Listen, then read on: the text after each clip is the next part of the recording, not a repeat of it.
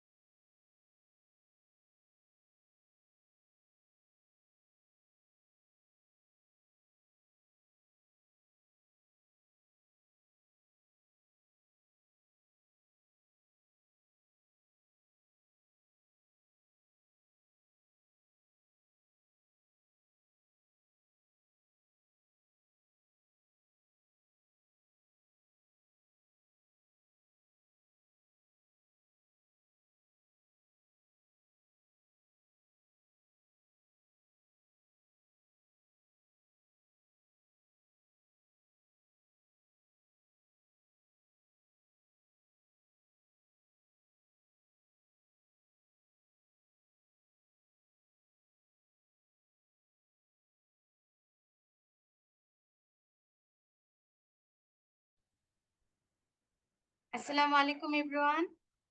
আমাকে কি শোনা যাচ্ছে? আপনারা কাইন্ডলি চ্যাট বক্সে একটু জানাবেন, am I audible? আচ্ছা, সবাই বলছে ত্রিনা আপু, শ্রেয়া আপু জি। আমি সবুজ ভাইয়াকে একটু কারেক্ট করে দিতে চাচ্ছি। ভাই বলেছিলেন যে আপনারা ইন্টারভাল টাইমে ভাইয়াদের প্রশ্ন করতে পারেন। আসলে উত্তরণে আপুরাও ক্লাস নেয়। সো ইন্টারভাল টাইমে আপনারা ভাইয়া এবং আপু উভয় পারসনকে প্রশ্ন করতে পারবেন। ফিমেল টিচারদের সংখ্যা মেবি খুব অল্প, তাই না? আপনারা কি অন্য কোনো ফিমেল টিচারের ক্লাস পেয়েছেন? আচ্ছা, না, সবাই বলছেন না। ওকে, নো। সো প্রবাবলি আপনাদের ব্যাচের জন্য I am the only one. Okay, আচ্ছা।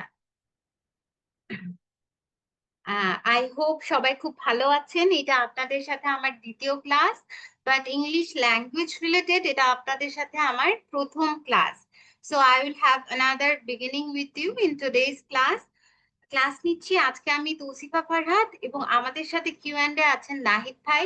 ক্লাস চলাকালীন সময়ে টপিক রিলেটেড যে কোনো ধরনের প্রবলেম হলে চ্যাট বক্সে আমাকে আর কিউ অ্যান্ড এ কিন্তু নাহিদ ভাইকে প্রশ্ন করতে পারেন নির্দ্বিধায়।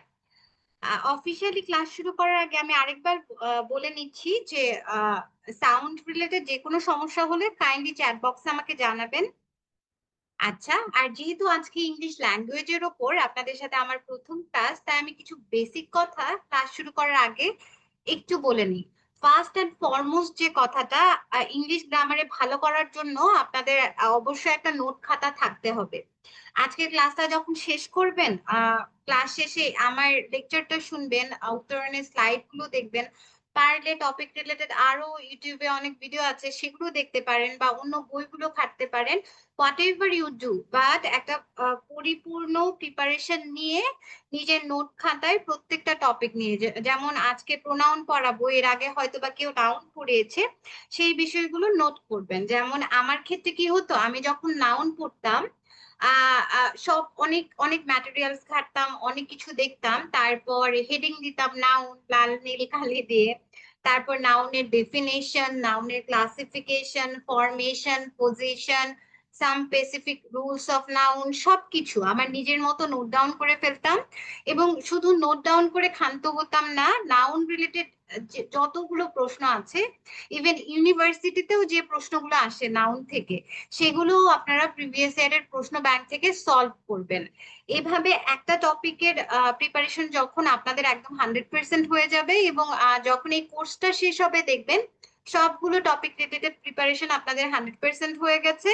এবং এরপরে শুধু চাকরি পরীক্ষার আগে কি করবেন, ওই যে খাতাটা বের করবেন আর জাস্ট টপিক গুলো একটু দেখবেন, নিজের নোটগুলো দেখবেন, and it's game over for you. কোনো ধরনের চাকরি পরীক্ষাতে গ্রামার রিলেটেড টপিকে আর আটকাবেন না। সো গ্রামারে ভালো করার জন্য অনেকে আমাকে বলে থাকে যে কি করতে পারি, ট্রিক্স কি বা টিপস কি।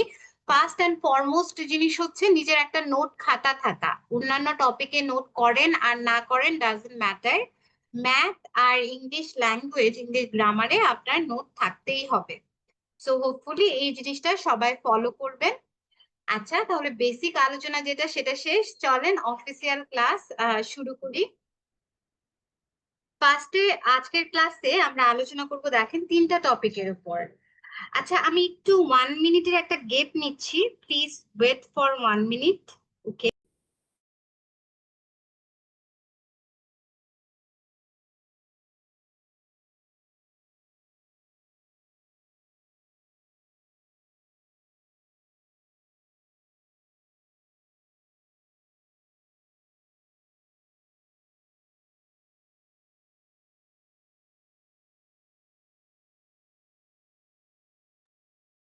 Sorry, I am back now. আচ্ছা, চলেন তাহলে আজকে আমরা ক্লাসে অফিসিয়ালি আলোচনা করব তিনটা বিষয় নিয়ে, pronoun, determiner, article. So let's start our class. শুরুতে আমরা আলোচনা করছি প্রোনাউন নিয়ে। প্রোনাউন আমাদের জন্য খুব ইম্পর্টেন্ট, প্রিলির জন্য 3 স্টার বা 4 স্টার টপিক এমন কিছু আমি বলবো না, বাট এখান থেকে যে প্রশ্ন আসে না এমনও না। 41তম প্রিলিমিনারি আর 45তম প্রিলিমিনারিতে কিন্তু প্রোনাউন থেকে প্রশ্ন এসেছে। সো আমাদের উইথ ফুল অ্যাটেনশন এই টপিকটাও ভালো করে শেষ করতে হবে। তো ফার্স্টে যে জিনিসটা আমরা আলোচনা করব সেটা হচ্ছে প্রোনাউনের ডেফিনেশন। প্রোনাউন কাকে বলে?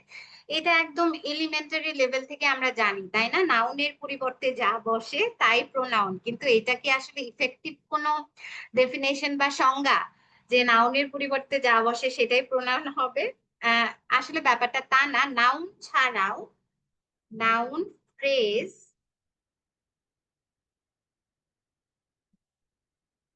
আর নাউন ক্লজের পরিবর্তেও কিন্তু প্রোনাউন বসে। সো প্রোনাউনের আইডিয়াল ডেফিনেশন যদি আমরা দিতে চাই তাহলে আমরা বলতে পারি নাউন, নাউন ফ্রেজ বা নাউন ক্লজের পরিবর্তে যে শব্দগুলা বসে সেগুলোকে আমরা প্রোনাউন বলতে পারি। আচ্ছা, তাহলে দেখেন নাউন ফ্রেজের পরিবর্তে কিভাবে বসে। A few students were present. এখানে আ ফিউ স্টুডেন্টস এই শব্দগুচ্ছটা একটা নাউন ফ্রেজ না, তিনটা শব্দ যুক্ত হয়ে সাবজেক্ট হিসেবে বসেছে। So it is a noun phrase. আমরা যখন ফ্রেজ বা ক্লজ চ্যাপ্টার গুলো পড়বো আপনাদের আইডিয়া আরো ক্লিয়ার হয়ে যাবে। বাট আ ফিউ স্টুডেন্টস এটা একটা নাউন ফ্রেজ। তো এই ফিউ স্টুডেন্টস এটার পরিবর্তে আমরা কি লিখতে পারি দেখেন, they they were smart. So pronoun কিন্তু নাউন ফ্রেজকে রিপ্লেস করতে পারে, তাই না? এখন সেকেন্ড যে জিনিসটা দেখেন, noun clause. Can pronoun replace a noun clause? এটা দেখি। I know who came here. এই কেম হিয়ার শব্দটা একটা অবজেক্ট হিসেবে বসেছে, so it is also a noun clause. আচ্ছা, তাহলে I know came here, he was smart. এই নাউন ক্লজের পরিবর্তে আমরা কিন্তু হি শব্দটা বসাতে পারছি। তাহলে দেখছি যে প্রোনাউন নাউন ক্লজকেও রিপ্লেস করতে পারে। সো আমাদের আইডিয়াল ডেফিনেশন হবে প্রোনাউনের কি, যে শব্দগুলো নাউন বা নাউন ফ্রেজ বা নাউন ক্লজের পরিবর্তে ব্যবহৃত হয় সেই শব্দগুলাকে প্রোনাউন বলে বা সেই পদকে প্রোনাউন বলে। আচ্ছা, তাহলে প্রোনাউনের ডেফিনেশন আমরা পড়ে ফেলেছি। এখন প্রোনাউনের ক্লাসিফিকেশন বা প্রকারভেদটা আমরা একটু দেখার ট্রাই করব। এখানে দেওয়া আছে প্রোনাউন প্রধানত 9 প্রকার। না, প্রোনাউন আসলে 8 প্রকারই। এই যে নিচে যে পসেসিভ প্রোনাউনটা দেওয়া আছে এটা আসলে পার্সোনাল প্রোনাউনেরই একটা প্রকারভেদ। সো এটাকে আলাদা বা ইন্ডিভিজুয়ালি দেখার দরকার নাই। এই যে 8 প্রকার প্রোনাউন আছে এইগুলা মানে এগুলোর উদাহরণ যেগুলো, এক্সাম্পল যেগুলো আছে সেগুলো আপনাদের একটু মনে রাখতে হবে। যেমন প্রিলিমস এক্সামেই প্রশ্ন এসেছিল এই যে এইদার, এইদার শব্দটা কোন ধরনের প্রোনাউন।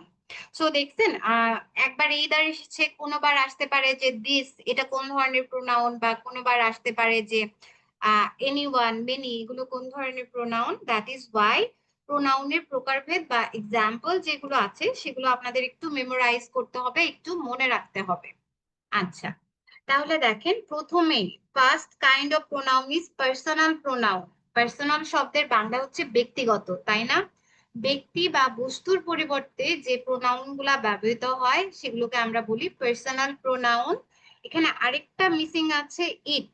ইটও একটা পার্সোনাল প্রোনাউন। এই প্রোনাউন গুলো ব্যক্তি বা বস্তুর পরিবর্তে ব্যবহৃত হয়। তারপর দেখেন রিফ্লেক্সিভ আর ইমফ্যাটিক প্রোনাউন। এগুলো আমরা জানি একদম ছোটকাল থেকে, তাই না? সেলফ যুক্ত প্রোনাউন গুলাকে রিফ্লেক্সিভ আর ইমফ্যাটিক প্রোনাউন বলে। রিফ্লেক্সিভ প্রোনাউনেরই আসলে একটা ব্যবহারের নাম হচ্ছে emphatic use of reflexive pronoun. হ্যাঁ, এটা আমরা বিস্তারিত পরে আলোচনা করছি যে কোনগুলো রিফ্লেক্সিভ প্রোনাউন হয় আর কোনগুলো ইমফ্যাটিক প্রোনাউন হয়। আপাতত মনে রাখেন এই দুইটার প্রকারভেদেই সেলফ যুক্ত থাকে, মানে সেলফ যুক্ত প্রোনাউন গুলো হচ্ছে রিফ্লেক্সিভ আর ইমফ্যাটিক প্রোনাউন। ওকে, তারপর ইনডিফিনিট প্রোনাউন, যেটা ইনডিফিনিট শব্দের বাংলায় তো হচ্ছে অনির্দিষ্ট, তাই না? কোনো ব্যক্তি বা বস্তুকে যখন নির্দিষ্ট করে প্রকাশ করা হয় না, অনির্দিষ্ট ভাবে প্রকাশ করা হয়, তখনই সেটা ইনডিফিনিট প্রোনাউন হয়।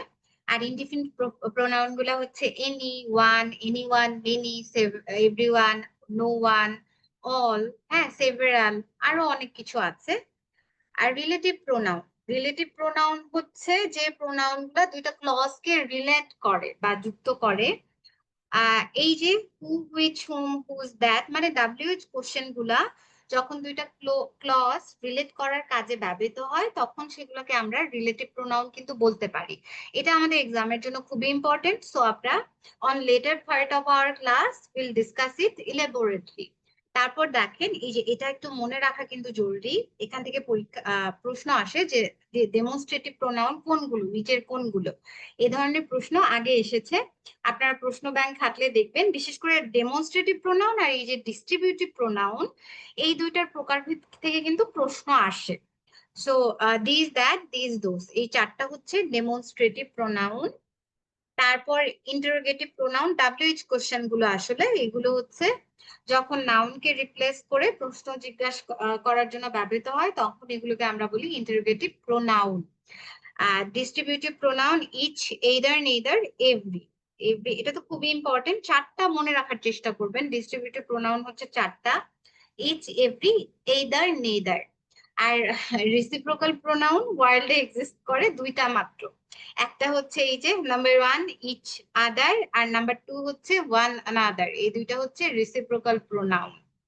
আচ্ছা, সো প্রোনাউনের প্রকারভেদ গুলো আমরা কিন্তু দেখে ফেলেছি। এগুলো আপনাদের একটু মাথায় রাখতে হবে, সোজা কথায় মেমোরাইজ করতে হবে। কারণ এই যে কোনো একটা দিয়ে বলবে যে which type of pronoun is this. Okay, তাহলে আমরা নেক্সট পার্টে মুভ অন করছি। সেটা হচ্ছে প্রোনাউন গুলোর ব্যবহার।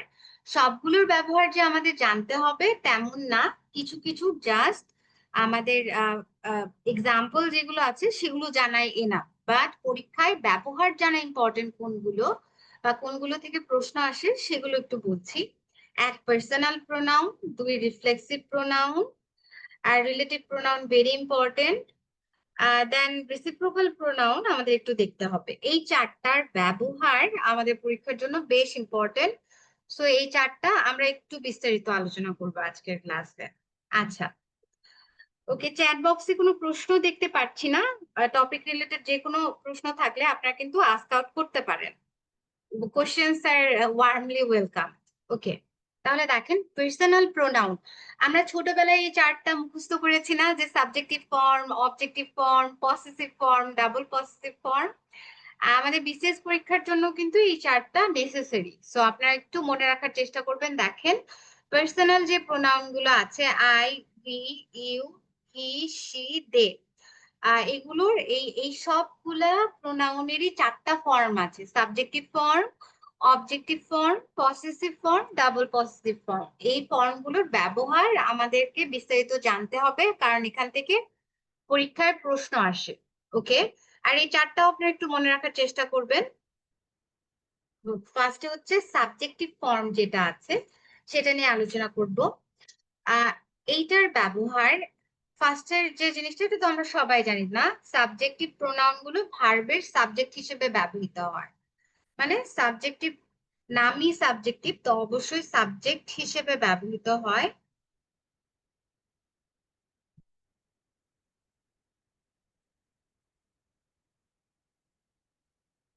হি ইজ গুড, এই যে সাবজেক্ট হিসেবে সাবজেক্টিভ যে ফর্ম আছে, হি ইজ গুড।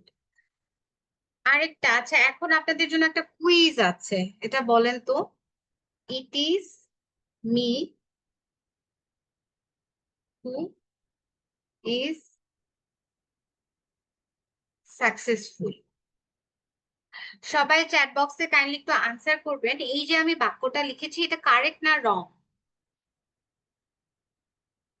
আমিনুল ভাই বলছেন ইনকারেক্ট। তাহমিদ ভাই বলেছেন I can not here. I guess বাকিরা তো শুনতে পাচ্ছে, আপনি কাইন্ডলি একটু চেক করেন আপনার সাউন্ড সিস্টেমটা ঠিক আছে কিনা ভাইয়া। ওকে, তাকিউর ভাই বলছেন রং। কেউ কি রিজন দিতে পারবেন কেন রং? আচ্ছা, আচ্ছা, তাকিউর ভাই বলছেন it is I. Yes, you are absolutely correct. কারণ এই যে দেখেন, টু বি ভার্বের অবজেক্ট হিসেবে অলওয়েজ প্রোনাউনের সাবজেক্টিভ ফর্ম ব্যবহৃত হয়।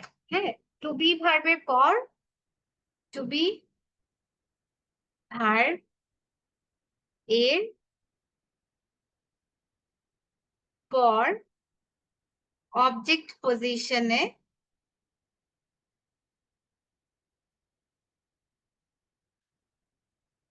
টু বি ভার্বের পর অবজেক্ট পজিশনে always and always subjective form ব্যবহৃত হয়। এটা কিন্তু খুব বহুল প্রচলিত একটা ইনকারেক্ট সেন্টেন্স, তাই না? আমরা অনেক সময় ইনবক্সে আমাদের ফ্রেন্ড যারা আছে সবাইকে বলি hello it's me, no, it's a wrong English. আজকে থেকে will use the correct form, যেটা হচ্ছে ইট ইজ আই বা it is he, it is she, whatever. কারণ আমাদের সাবজেক্টিভ ফর্মের সেকেন্ড যে রুলটা আছে সেটা একটু দেখেন। টু বি ভার্বের পর অবজেক্ট পজিশনে, এই যে to be verb, am, is, are, এগুলোর পর আমাদের অবজেক্ট যে পজিশন আছে সেখানে অলওয়েজ প্রোনাউনের সাবজেক্টিভ ফর্মটা বসবে। I guess it is clear now for everyone.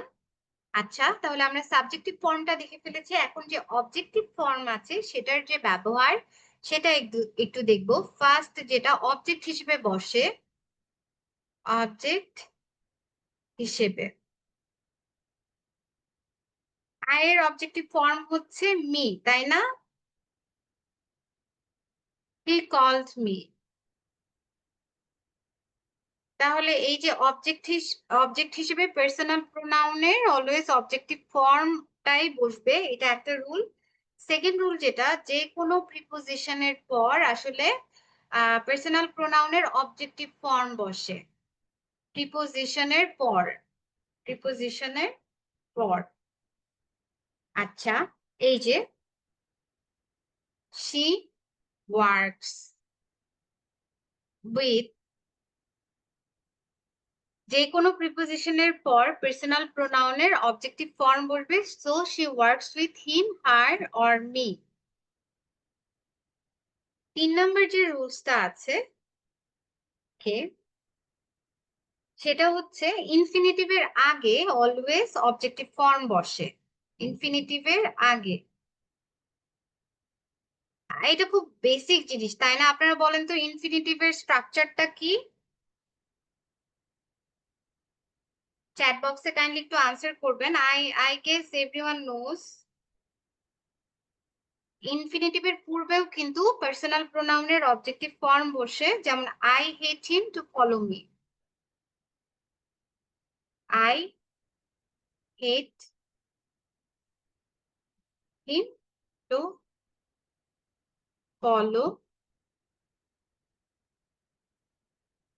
Me. So এই যে ইনফিনিটিভ আছে টু ফলো, এর আগে পার্সোনাল প্রোনাউনের অবজেক্টিভ ফর্ম যেটা আছে, এর অবজেক্টিভ ফর্ম হিম, এটা বসেছে। আচ্ছা, তাহলে আমরা অবজেক্টিভ ফর্মের যে রুলস গুলো আছে সেগুলো শেষ করেছি। Let's move to possessive form, এটার রুলস গুলো একটু দেখবো। পসেসিভ ফর্ম যেটা আছে আই মি মাই, তাই না? আই মি মাই, এইটার কাজটা কি? এটার কাজ হচ্ছে মালিকানা বোঝায়, মালিকানা বোঝাতে। যেমন দিস ইজ মাই বুক, এই বইটার মালিক কে? এই বইটার মালিক হচ্ছে আমি, সো দিস ইজ মাই বুক। এই যে পসেসিভ ফর্মটা আছে সেটা নাউনের মালিকানা বোঝাতে ব্যবহৃত হয়। এই রুলসটা ইম্পর্টেন্ট, এটা পরীক্ষায় আপনাদের এসেছে। সেটা হচ্ছে জিরান্ডের আগে প্রোনাউনের পসেসিভ ফর্ম বসে, জিরান্ডের পূর্বে, জিরান্ড এর পূর্বে প্রোনাউনের পসেসিভ ফর্ম বসে। যেমন I dislike dash going there, এই প্রশ্নটাই পরীক্ষায় হয়তো বা এসেছিল, আই ডিসলাইক গোয়িং দেয়ার। এখানে অপশন হিসেবে ছিল হিম আর হিজ। আনসার করেন কাইন্ডলি চ্যাট বক্সে। উত্তর কি হবে? হিম বসবে না হিজ বসবে? এখানে I dislike dash going there, him হবে আর হিজ হবে?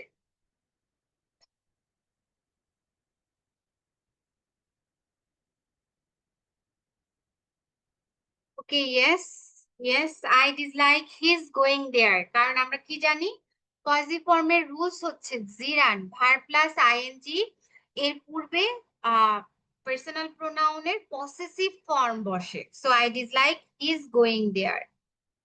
হি এর পজিটিভ ফর্ম হচ্ছে হিজ, এটা কিন্তু এক্সামে এসেছিল এবং একটু কনফিউজিং। আর বাকি রুলস গুলো খুবই ইজি, বাট এইটা একটু স্পেসিফিকলি মনে রাখার চেষ্টা করবেন যে জিরান্ডের আগে পার্সোনাল প্রোনাউনের পজিটিভ ফর্ম বসে। ওকে, এখন আমরা নেক্সট যে আমাদের টপিক আছে double positive form of personal pronoun, সেখানে মুভ করছি। ডাবল পজিটিভটা আসলে কি?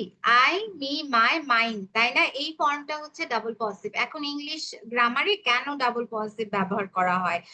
আর রিপিটেশন, নাউনের রিপিটেশন জিনিসটা খুবই আনস্মার্ট ইংলিশ বা এলিমেন্টারি লেভেলের ইংলিশ। যেমন দ্য ওয়াচ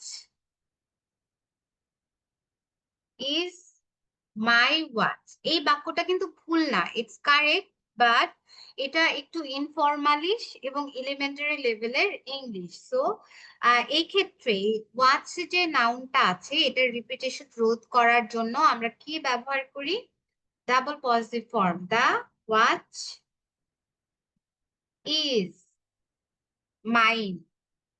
মাই ওয়াচের পরিবর্তে আমরা ডাবল পজিটিভ ফর্ম মাইন ব্যবহার করছি, যাতে এই যে ওয়াচ যে নাউনটা আছে এটার আর রিপিটেশন না হয়।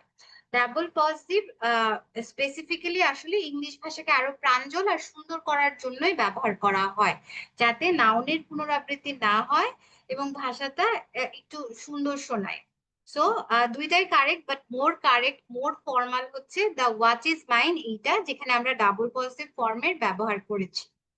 ওকে, সো আমরা পার্সোনাল প্রোনাউনের যে ব্যবহার আছে সেটা কিন্তু শেষ করে ফেলেছি। Now will move to another kind of pronoun, যার নাম হচ্ছে রিসিপ্রোকাল প্রোনাউন। পৃথিবীতে দুইটা রিসিপ্রোকাল প্রোনাউন এক্সিস্ট করে, একটা হচ্ছে ইচ আদার,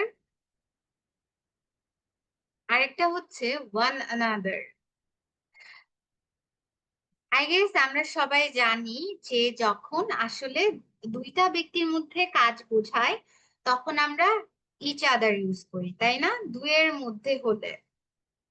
মধ্যে হলে ইচ আদার, দুয়ের মধ্যে। আর দুয়ের বেশি ব্যক্তির মধ্যে তুলনা হলে দুয়ের অধিক, তখন সেটা ওয়ান আনাদার হয়ে যায়। জিনিসটা খুবই ইজি, বাট আমার মনে আছে যে একটা এক্সামে বসে আমি নিজে, এত ইজি একটা জিনিস বাট আই ওয়াজ কনফিউজ যে ইচ আদার এটা কি দুয়ের মধ্যে হবে নাকি দুয়ের অধিক হয়ে যাবে। এমনি খুব ইজি লাগে, বাট পরীক্ষার হলে literally it gets difficult. So আপনারা একটু ভালো করে মনে রাখার চেষ্টা করবেন যে ইচ আদার হচ্ছে দুইটা নাউনের মধ্যে যখন কাজ হয় তখন ইচ আদার, আর দুয়ের অধিক নাউনের মধ্যে কম্প্যারিজন বা পারস্পরিক ক্রিয়া অর্থে ওয়ান আনাদার ব্যবহৃত হয়। তাহলে both help dash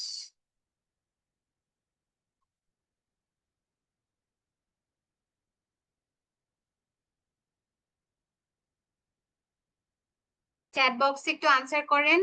এক নাম্বারের আনসার কি হবে? both helped, R the students help উত্তর কি হবে? হ্যাঁ, আমিরুল ভাই বলছেন প্রথমটা ইচ আদার, পরে one another. You are absolutely correct, thank you. Both helped মানে দুইজন হেল্প করেছিল একজন অপরকে। দুয়ের মধ্যে হলে আমরা জানি কি ইচ আদার। আর যখন তুলনাটা স্টুডেন্টস মানে একটা ক্লাসের সব স্টুডেন্ট দুয়ের অধিক, তখন সেক্ষেত্রে আমরা ব্যবহার করব ওয়ান অ্যানাদার। এগুলো কিন্তু পরীক্ষাতে আসে, এখন ইজি মনে হচ্ছে বাট উই গেট কনফিউজড যখন অনেক প্রেসার থাকে বা অনেকগুলো টপিক একসাথে আমরা পরীক্ষা দেই। সো কাইন্ডলি একটু মনে রাখবেন। আচ্ছা, তারপর আমাদের শেষ যে টপিকটা আছে relative pronoun, very important for our exam. আর এই প্রোনাউনের আসলে এই পার্টটা একটু ডিফিকাল্ট, বাকি সবকিছুই ইজি, খুব কঠিন কিছু নাই। আর রিলেটিভ প্রোনাউন, রিলেটিভ শব্দের অর্থ কি? আত্মীয়, তাই না? আত্মার বন্ধন আমাদের যাদের সাথে আছে তারা হচ্ছে আমাদের রিলেটিভ। সো ইংরেজি গ্রামারের টার্মগুলোর মজা হচ্ছে এই যে নাম দেখে আমরা অনেক কিছু বুঝে ফেলতে পারি। রিলেটিভ প্রোনাউন মানে এটাও কোনো কিছুর সাথে বন্ধন ক্রিয়েট করে। এখন কিসের বন্ধন? যে প্রোনাউন গুলা দুইটা ক্লজ কে যুক্ত করে সেগুলোকে আমরা রিলেটিভ প্রোনাউন বলতে পারি। যেমন ফার্স্টে যে উদাহরণটা দিয়েছিলাম, I know who came here, who came here, এখানে হুটা কিন্তু একটা ব্যক্তির পরিবর্তেই ব্যবহৃত হয়েছে, তাই না? এবং সে একজন ব্যক্তির পরিবর্তে ব্যবহৃত হয়ে কি করছে, দুইটা ক্লজ সাবজেক্ট প্লাস ভার্ব, এখানেও দেখেন কেম হিয়ার, হু নিজেই এই কেম ভার্বের subject, so subject plus verb, so দুইটা ক্লজকে এই হু যে প্রোনাউন আছে সেটা যুক্ত করছে, দ্যাট ইজ ওয়াই এখানে হু হচ্ছে রিলেটিভ প্রোনাউন, মানে বন্ধন সৃষ্টিকারী প্রোনাউন, রিলেটিভ প্রোনাউন। কিছু রিলেটিভ প্রোনাউন আমাদের পরীক্ষায় একদম রিপিটেটিভ কোশ্চেন আছে এগুলো থেকে, সো এগুলোর ব্যবহার আমাদের জানতে হবে। আমরা একটু বিস্তারিত আলোচনা করব। যেমন ফার্স্টেই যেটা সেটা হচ্ছে হুইচ, তারপর আমরা আলোচনা করতে পারি হোয়াট, তারপর আমরা আলোচনা করতে পারি দ্যাট, হ্যাঁ দ্যাট। আচ্ছা বাকি তিনটা পরে আলোচনা করব, ফার্স্টে এই তিনটা একটু দেখে নেই। এই যে ফার্স্টে হুইচ আর হোয়াট লিখছি, এখন হুইচ কোন ধরনের নাউনের পরিবর্তে ব্যবহৃত হয়, যেহেতু এটা একটা প্রোনাউন অবভিয়াসলি কোনো নাউনের পরিবর্তে ব্যবহৃত হবে। হুইচ কিন্তু আমি কোনো ব্যক্তি বা পার্সনের পরিবর্তে বসাতে পারবো না। হুইচ ব্যবহৃত হয় প্রাণী বা কোনো বস্তু বা কোনো আইডিয়ার পরিবর্তে। হ্যাঁ, হুইচকে আমরা কোনো ব্যক্তির পরিবর্তে কোনো মানুষের পরিবর্তে বসাতে পারবো না, হুইচকে আমরা বসাবো প্রাণী, বস্তু আর আইডিয়ার পরিবর্তে।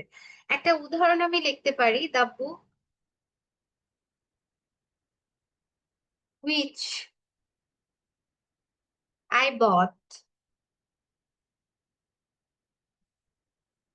ওয়াজ গুড। ওকে, তাহলে দেখেন দ্য বুক এইটার পরিবর্তে আমরা কিন্তু এই হুইচটা ব্যবহার করছি, এটা একটা বস্তুর পরিবর্তে ব্যবহৃত হতে পারছে। প্রাণীর ক্ষেত্রেও বলতে পারি যে the dog which was red is my favourite.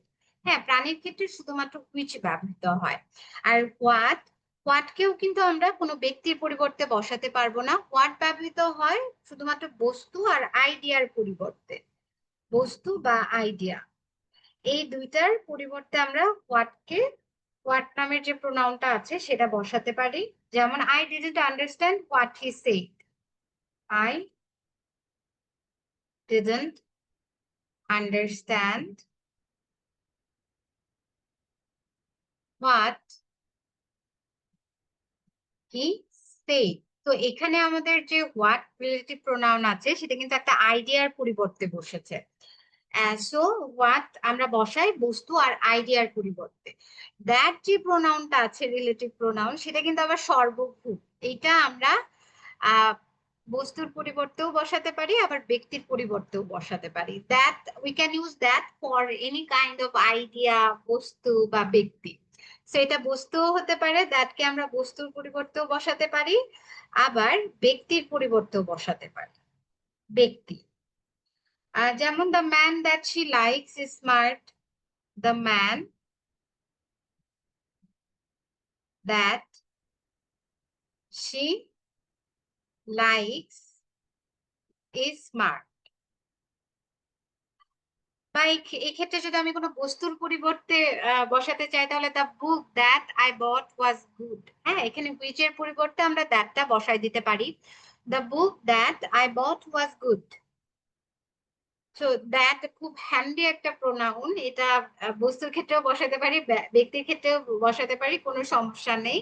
It can easily go with anything, বস্তু ব্যক্তি দুইটার ক্ষেত্রেই। ওকে,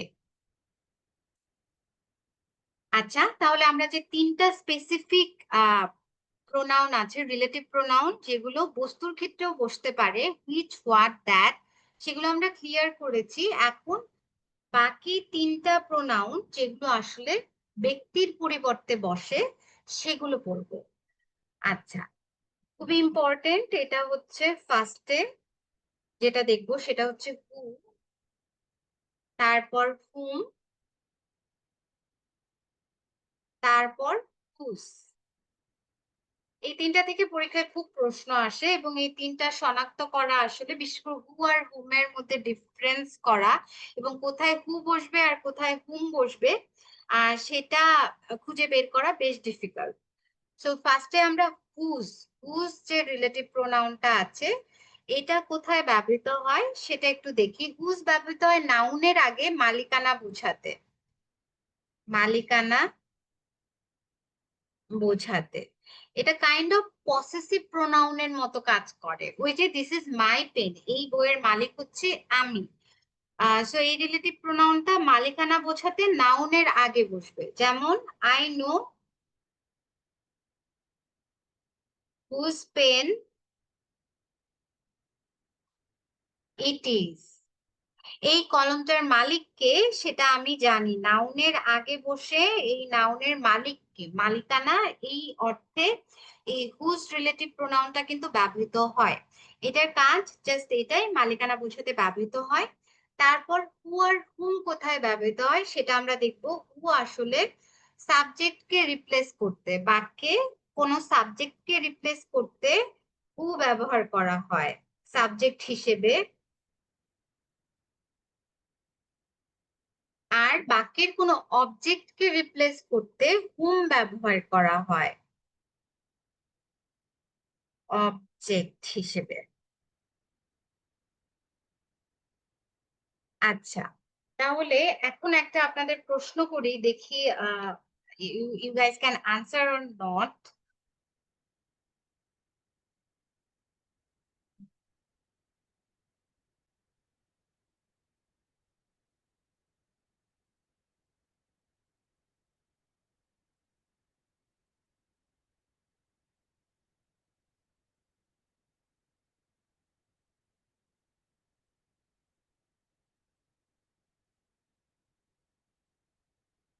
এখানে হু হবে না হুম হবে, এটা কিন্তু একটা এক্সাম কোশ্চেন।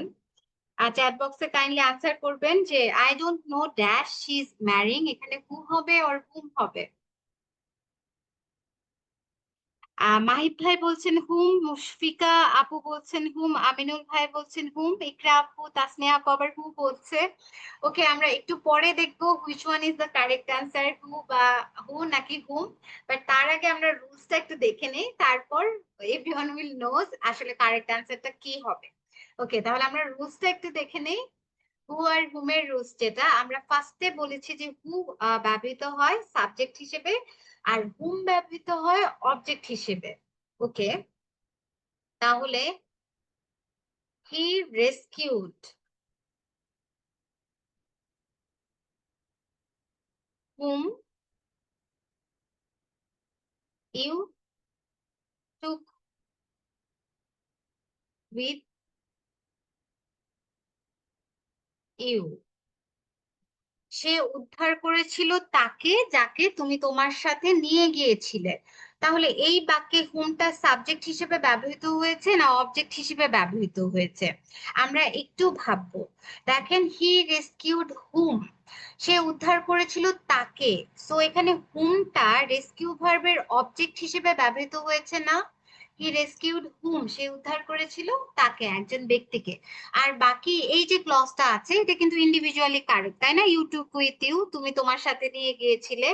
সো আমরা যে এই যে পড়েছিলাম হুমটা আসলে ভার্বের অবজেক্ট হিসেবে ব্যবহৃত হয় বা অবজেক্টকে রিপ্লেস করে, ওইটা কিন্তু কারেক্ট। এই সেন্টেন্সে দেখছি হুম হচ্ছে অবজেক্ট হিসেবে ব্যবহৃত হয়। আর আরেকটা সেন্টেন্স লিখে একই ভার্ব দিয়ে he rescued who came with you. এই সেন্টেন্সটা আমরা একটু দেখার চেষ্টা করি। হি রেস্কিউড অবজেক্ট, এটা এখানে অবজেক্ট হিসেবে কাছে। He rescued who came with you, সে উদ্ধার করেছিল যে তোমার সাথে এসেছিল, তাই না? এখানে হি রেস্কিউড, দেখেন এখানে কিন্তু ফুল স্টপ দিলে বাক্যটা শেষ। সে উদ্ধার করেছিল হু কেম উইথ ইউ, যে তোমার সাথে এসেছিল। তো এই কেম ভার্বের সাবজেক্ট কিন্তু হু, কেম ভার্বের সাবজেক্ট হিসেবে এখানে হু রিলেটিভ প্রোনাউনটা ব্যবহৃত হচ্ছে এবং এটার সাথে রেস্কিউ ভার্বের কিন্তু কোনো সম্পর্ক নেই। হি রেস্কিউড, সে উদ্ধার করেছিল, এখানে বাক্যটা ক্লোজড এখানে, but who came with you, তোমার সাথে যে এসেছিল, সো এখানে হুটা হচ্ছে সাবজেক্ট। আমি জানি it's pretty difficult to understand, আমি মাঝে মাঝে আমি নিজেও কনফিউজড হয়ে যাই, ইটস ভেরি কনফিউজিং। সো আবার এই ধরনের বাক্য কারেক্ট করার জন্য যখন দেখছে যে একটু কনফিউজিং, তখন কিছু ট্রিক্স আছে। কিছু ট্রিক্স অ্যাপ্লাই করলে আবার একটু শনাক্ত করা যায়, কারণ বুঝে বুঝে শনাক্ত করা, এখানে সাবজেক্ট হিসেবে আসবে who, নাকি এখানে অবজেক্টের প্রয়োজন, দ্যাট ইজ ওয়াই আমরা হুম বসাবো। পরীক্ষার হলে বসে এত কিছু বের করা আসলে আপনাদের জন্য ডিফিকাল্ট হয়ে যায়। এই জন্য আমি একটা ট্রিক্স এর কথা বলছি, বাট এই ট্রিক্সটা যে সবসময় কাজ করবে এমন কিছু না। 80% ক্ষেত্রে আমি দেখছি ট্রিক্সটা কাজ করে। ওয়ের পরিবর্তে আপনারা হি বসানোর চেষ্টা করবেন, যেহেতু এটা সাবজেক্ট হিসেবে কাজ করে। আর হুমের পরিবর্তে আপনারা হিম বসানোর ট্রাই করবেন, যেহেতু হুমটা অবজেক্ট হিসেবে কাজ করে। এখন দেখেন তো, হি রেস্কিউড হিম, তাই না? এখানে কিন্তু বাক্যটা মিনিংফুল হয় যে হি রেস্কিউড হিম। সো অবজেক্টিভ ফর্ম দিলে এই যে আমাদের শূন্যস্থানটা আছে, আহ এটা আসলে একটা মিনিংফুল সেন্টেন্সে পরিণত হইতে পারে। হিম না দিয়ে আমি যদি এখানে হি বসাই, হি রেস্কিউড হি, ইজ এটা মিনিংফুল সেন্টেন্স? না, এটা কিন্তু মিনিংফুল সেন্টেন্স হয় না। সো আমরা এভাবে হি আর হিম বসিয়ে দেখার চেষ্টা করব যে বাক্যটা সঠিক হচ্ছে কিনা। সো আমরা দেখছি এখানে হিম বসালে বাক্যটা একটা মিনিং আসে, যে হি রেস্কিউড হিম, তার পরের পার্টটা হচ্ছে you took with you. So it's a meaningful sentence, that is why এখানে অবজেক্টিভ ফর্ম মানে হুম আমরা বসাতে পারি। আচ্ছা, পরেরটাতে এই ট্রিক্সটা অ্যাপ্লাই করে দেখি তো। দেখেন, he rescued him came with you.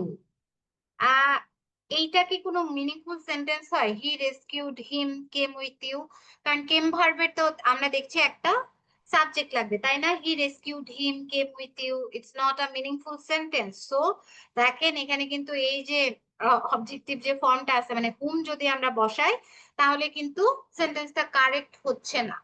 So এখানে আমরা হিম বসাতে পারবো না, আমাদেরকে হি দিয়ে একটু করে দেখি। হি রেস্কিউড এখানে শেষ, আবার দেখেন হি কেম উইথ ইউ। সো দুইটা মিনিংফুল পার্ট এই সেন্টেন্সে ক্রিয়েট হয়ে গেছে। হি রেস্কিউড, এটা শেষ হয়ে গেল, তারপর he came with you, that is why এখানে হু বসবে, মানে সাবজেক্টিভ ফর্মটা বসবে। সো এই ট্রিক্সটা সবার কাছে ক্লিয়ার? ওকে, আচ্ছা সবাই বলছেন ইয়েস। ওকে, আচ্ছা তাহলে এই যে হু আর হুম, এটা যখন এই রিলেটেড প্রশ্নগুলো যখন আসবে, তখন আমরা এই ট্রিক্সটা অ্যাপ্লাই করার চেষ্টা করব। সবসময় যে কাজ করবে তা না, বাট 80% ক্ষেত্রে আমরা দেখবো যে আমরা মিলাতে পারছি আসলে। সো এখন বলেন এটার আনসার কি হবে? I don't know dash she is married. Chat বক্সে কাইন্ডলি একটা আনসার করেন। হুম, ইয়েস। সো যারা হুম আনসার করেছিলেন দে আর উইনিং, তারা আপনারা কারেক্ট ছিলেন। হ্যাঁ, এটা কিন্তু আমরা ট্রিক্স অ্যাপ্লাই করে করতে পারি, তাই না? I don't no he, he she একসাথে হয়ে যাচ্ছে। সো আমরা বুঝতেই পারছি যে এখানে সাবজেক্টিভ যে ফর্মটা আছে মানে হু, এটা আমরা বসাতে পারবো না। বসালে কি ধরনের একটা সেন্টেন্স হয়ে যায়? I don't no he she is ম্যারিং। But objective form যখন আমরা বসাবো, I don't know him she is ম্যারিং, তাই না? এটা কিন্তু ইন্ডিভিজুয়ালি দুইটা মিনিংফুল সেন্টেন্স হয়ে যাচ্ছে। সো ট্রিক্স অ্যাপ্লাই করেও এই প্রশ্নটার সলভ আমরা করতে পারছি। হোপফুলি এখন রিলেটিভ প্রোনাউন রিলেটেড যে কোনো প্রশ্নই আসুক না কেন, আপনারা আনসার করতে পারবেন। জেনারেলি এই ধরনের প্রশ্ন এসে থাকে, আর এর বাইরে কিছু আসে না। আরেকটা রুলস আছে, সেটা হচ্ছে এই যে হুইচ, তারপর হুম, তারপর হু, এই তিনটা রিলেটিভ প্রোনাউনের পর আমরা যখন এভার যুক্ত করি, whichever, whomever, whoever, তখন সেটা অনির্দিষ্টতা প্রকাশ করে।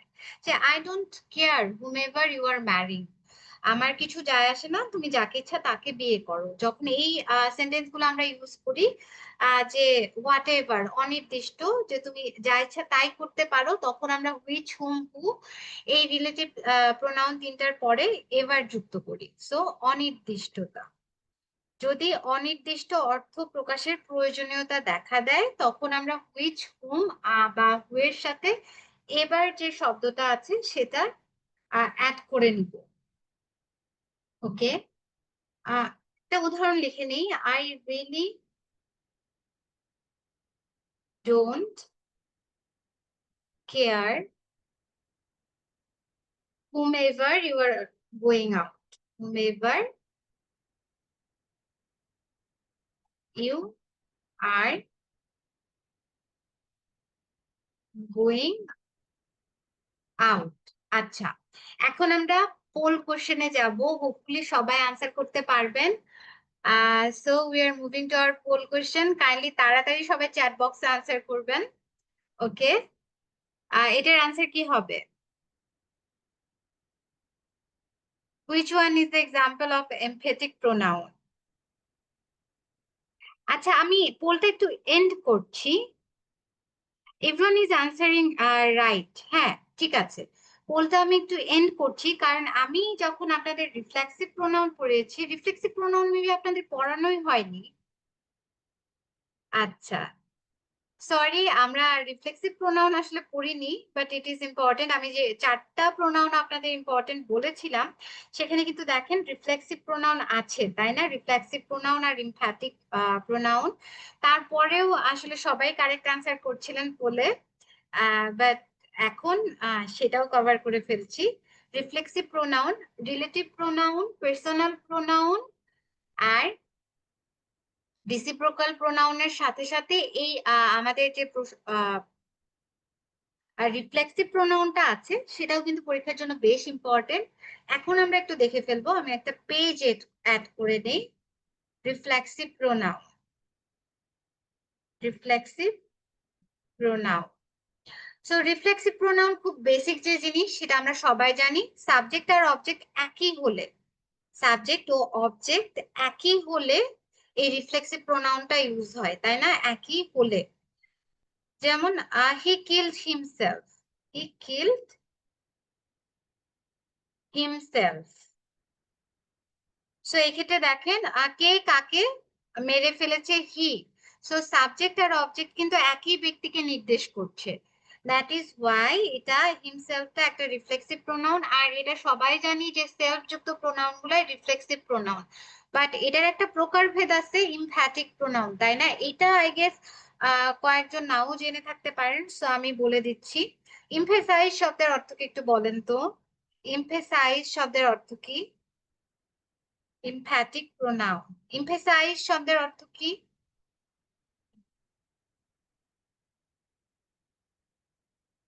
আহ জোর দেওয়া। হাবিবা আপু বলেছেন জোর দেওয়া। Thank you. ত্রিনা আপু বলেছেন জোর দেওয়া। আচ্ছা, সো ইমফ্যাটিক যে শব্দটা আছে, এটা আসলে এমফেসাইজ থেকে এসেছে। সো আমরা বুঝে ফেলছি যে এই প্রোনাউনটা কোনো কিছুতে জোর দেওয়া অর্থে ব্যবহার করা হয়, তাই না? সাবজেক্টের উপর জোর দেওয়া অর্থে যে প্রোনাউন ব্যবহৃত হয় তাকে ইমফ্যাটিক প্রোনাউন বলে। সাবজেক্টের ওপর জোর দেওয়া অর্থে যে প্রোনাউন ব্যবহৃত হয়, জোর দেওয়া অর্থে। আচ্ছা, তাহলে ইমফ্যাটিক প্রোনাউন গুলো আমরা সাবজেক্টের উপর জোর দেওয়ার কাজে ব্যবহার করি। একটা উদাহরণ দেই। I myself wrote the letter, wrote the letter. চিঠি যেটা আছে, আমি চিঠিটা লিখেছিলাম। তাহলে এই যে দেখেন, মাইসেলফ যে প্রোনাউনটা আছে, এটা এখানে এনে আমরা কি করছি, এই যে আই যে সাবজেক্টটা আছে এটার উপর জোর দেওয়া হচ্ছে না যে আমি নিজেই, আমি চিঠিটা লিখেছি। সো এই যে রিফ্লেক্সিভ প্রোনাউন গুলো যখন সাবজেক্টের পরে কমার মধ্যে বসে সাবজেক্টের উপর জোর দেওয়ার কাজে ব্যবহার করা হয়, তখন সেটাকে বলে emphatic use of reflexive pronoun. এটা রিফ্লেক্সিভ প্রোনাউনেরই একটা প্রকারভেদ। হ্যাঁ, এই যে প্রকারভেদটা এটা আসলে সেন্টেন্স কারেকশনে আসে। একটা 4টা অপশনের মধ্যে একটা অপশনে থাকবে I myself wrote the letter. যারা এমফ্যাটিক ইউজ সম্পর্কে জানেন না, দে উইল থিংক যে it's a wrong sentence, but না, এটাও কারেক্ট সেন্টেন্স, কারণ এখানে রিফ্লেক্সিভ প্রোনাউনের এমফ্যাটিক ইউজ হয়েছে। জাস্ট এইটুকি। ওকে, সো আমরা পোল কোশ্চেনে মুভ করেছিলাম। এখন আই গেস তখনও সবাই কারেক্ট আনসার দিচ্ছিলেন। I guess now it's actually আরো ক্লিয়ার যে কারেক্ট আনসার হবে I myself killed him at the first sight. এই মাইসেলফটা দিয়ে আসলে বোঝাচ্ছে আমি তাকে মেরে ফেলেছিলাম, মানে সাবজেক্টের উপর জোর দেওয়া হয়েছে। ওকে, হোপফুলি সবাই বুঝতে পেরেছেন। এখন আমরা এই যে প্রোনাউন আছে, প্রোনাউন থেকে আমাদের জব এক্সামে কি ধরনের প্রশ্ন আসে সেগুলো একটু সলভ করব। চলেন সলভ করে নেই। শি ইনসিস্টেড অন, বলেন এটা কি হবে? এখানে কিন্তু আসলে দুইটা রুলস খাটছে আমরা দেখছি। হ্যাঁ, আমিনুল ভাই বলছেন ডি। আচ্ছা, এটাতে কিন্তু দুইটা রুলস আছে, তাই না? প্রিপোজিশনের পরে কোন ফর্ম বসে, পার্সোনাল প্রোনাউনের, আবার জিরান্ডের আগে কোন ফর্ম বসে, দুইটাই হতে পারে। বাট এখানে আমরা বসাবো কোনটা, জিরান্ডের আগে যে ফর্মটা বসে প্রোনাউনের সেটা বসাবো, সেটা হচ্ছে হিজ। কারণ এখানে প্রিপোজিশনটা থাকলেও প্রিপোজিশনের পরে কিন্তু অবজেক্টিভ ফর্ম বসে বাই দা ওয়ে, বাট আমরা এখানে অবজেক্টিভ ফর্ম বসাবো না। কারণ ইনসিস্টেড অন এটা কিন্তু আসলে একটা গ্রুপ ভার্ব। এখানে অনটা সিঙ্গেল হ্যান্ডেডলি একটা প্রিপোজিশন হিসেবে ব্যবহৃত হয়নি, এটা একটা গ্রুপ ভার্ব হিসেবে ওয়ার্ক অন করছে। দ্যাট ইজ ওয়াই আমাদের এখানে মেইন রুলসটা হবে জিরান ভি প্লাস আইএনজি এই ফরম্যাটের আগে আমরা প্রোনাউনের পজেসিভ ফর্ম বসাই। সো কারেক্ট আনসার হবে হিজ। হুজ দ্যাট, দ্যাটটা কি? দ্যাট হচ্ছে প্রোনাউন, তাই না? এটা হচ্ছে demonstrative pronoun. This, this, that, those. Distributive pronoun এই যে 38তম বিসিএস এই প্রশ্নটা এসেছিল, দ্যাট ইজ ওয়াই আমি বলেছিলাম আপনাদের এক্সাম্পল গুলো একটু মুখস্থ রাখতে হবে। either my uncle has 3 sons, all of whom, এটা আনসার হবে ডি। who, which, what, আর এটা কিন্তু ইন্টারোগেটিভ প্রোনাউনও হইতে পারে, আবার রিলেটিভ প্রোনাউনও হইতে পারে। যেহেতু ইন্টারোগেটিভ প্রোনাউন অপশনে নাই, সো আমরা রিলেটিভ প্রোনাউন দাগাচ্ছি, বাট এটা দুইটাই হইতে পারে। ওকে, সো আমরা প্রোনাউন যে পার্টটা আছে আজকের টপিকে সেটা শেষ করে ফেলেছি। প্রোনাউন রিলেটেড যে কোনো প্রশ্ন থাকলে আপনারা কিন্তু চ্যাট বক্সে আমাকে প্রশ্ন করতে পারেন। ওকে, আচ্ছা, এখন আমরা নেক্সট যে টপিক আছে সেটাই মুভ অন করব। এটার নাম হচ্ছে ডিটারমাইনার। প্রোনাউনকে বলেছিলাম একটু লেস ইম্পর্টেন্ট আমাদের পরীক্ষার জন্য, বাট ডিটারমাইনার কিন্তু is very important for our exam. এখান থেকে প্রায়শই প্রশ্ন আসে। আহ রিসেন্ট প্রিলিমিনারি গুলোতেও এখান থেকে প্রশ্ন এসেছে। সো আপনাদের এই ডিটারমাইনার সম্পর্কে একটা থরো আইডিয়া থাকতে হবে। ডিটারমাইনার কাকে বলে? আই গেস এইটা আমরা সবাই জানি, তাই না? ডিটারমাইনার হচ্ছে যে শব্দগুলো নাউনের আগে বসে নাউনের 4টা জিনিস, নির্দিষ্টতা, অনির্দিষ্টতা হতে পারে, অনির্দিষ্টতা, সংখ্যা বা পরিমাণ, সংখ্যা বা পরিমাণ। সো নাউনের আগে বসে নাউনের 4টা জিনিস, নির্দিষ্টতা, অনির্দিষ্টতা, সংখ্যা বা পরিমাণ, যে শব্দগুলা প্রকাশ করে থাকে তাদেরকে ডিটারমাইনার বলে। এই কাজগুলো আপনাদের একটু ফ্যামিলিয়ার লাগছে না? পরিচিত পরিচিত এই কাজগুলা কিন্তু অ্যাডজেক্টিভও করে থাকে, তাই না? নাউনকে মডিফাই করা মানে কি, নাউনের দোষ, গুণ, অবস্থা, সংখ্যা বা পরিমাণ প্রকাশ করা। ডিটারমাইনারও কিন্তু অ্যাডজেক্টিভের 5টা কাজের মধ্যে 2টা কাজ প্রকাশ করছে, তাই না? নির্দিষ্টতা, অনির্দিষ্টতা, সংখ্যা, পরিমাণ। মানে সংখ্যা আর পরিমাণ প্রকাশ করছে। এই জন্য পদগত দিক থেকে মানে পার্টস অফ স্পিচ গত দিক থেকে ডিটারমাইনার গুলো কিন্তু সব অ্যাডজেক্টিভ। ডিটারমাইনার গুলোকে আমরা বলবো অ্যাডজেক্টিভেরই প্রকারভেদ, তবে অ্যাডজেক্টিভের নির্দিষ্ট কিছু কাজ ডিটারমাইনার গুলো করে থাকে, যেমন নাউনের নির্দিষ্টতা, অনির্দিষ্টতা, সংখ্যা বা পরিমাণ প্রকাশ করে। ওকে, যেমন দ্য বয় ইজ মিসিং। দা শব্দটা একটা আর্টিকেল, তাই না? বাট এই দা শব্দটা নাউনের আগে বসে দেখেন নাউনকে নির্দিষ্ট করেছে কোন ছেলে, ওই ছেলেটা। সো এখানে দা কিন্তু একটা ডিটারমাইনার। তারপর I have many books, I have many books, আমার অনেক বই আছে। সো আমার বইয়ের পরিমাণ কত, অনেক। এই মেনি শব্দটাও নাউনের পরিমাণ প্রকাশ করছে, যেটা ডিটারমাইনারের আরেকটা কাজ। সো এই যে দা, মেনি, এই শব্দগুলো কিন্তু সবই আসলে ডিটারমাইনারের অন্তর্গত। যেহেতু ডিটারমাইনারের সংজ্ঞা আমাদের ক্লিয়ার হয়ে গেছে যে নাউনের আগে বসে নাউনের নির্দিষ্টতা, অনির্দিষ্টতা, সংখ্যা আর পরিমাণ প্রকাশ করে, তো এখন আমরা ডিটারমাইনারের যে প্রকারভেদ আছে সেখানে মুভ করব। ডিটারমাইনারের প্রকারভেদ বলতে ডিটারমাইনারকে আসলে ওই প্রোনাউনের মতো ভাগ করা যায় না যে ডিটারমাইনার 8 প্রকার বা ডিটারমাইনার 2 প্রকার।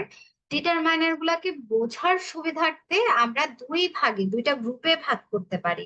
একটা হচ্ছে স্পেসিফিক ডিটারমাইনার, আরেকটা হচ্ছে জেনারেল ডিটারমাইনার। এটা হচ্ছে দুইটা গ্রুপ, জাস্ট বোঝার সুবিধার্থে আমরা ভাগ করেছি। ফার্স্ট গ্রুপ স্পেসিফিক ডিটারমাইনার, যেটার কাজ হচ্ছে নির্দিষ্টতা বা অনির্দিষ্টতা প্রকাশ করা। দুইটা কাজ করে থাকে, নির্দিষ্টতা বা অনির্দিষ্টতা।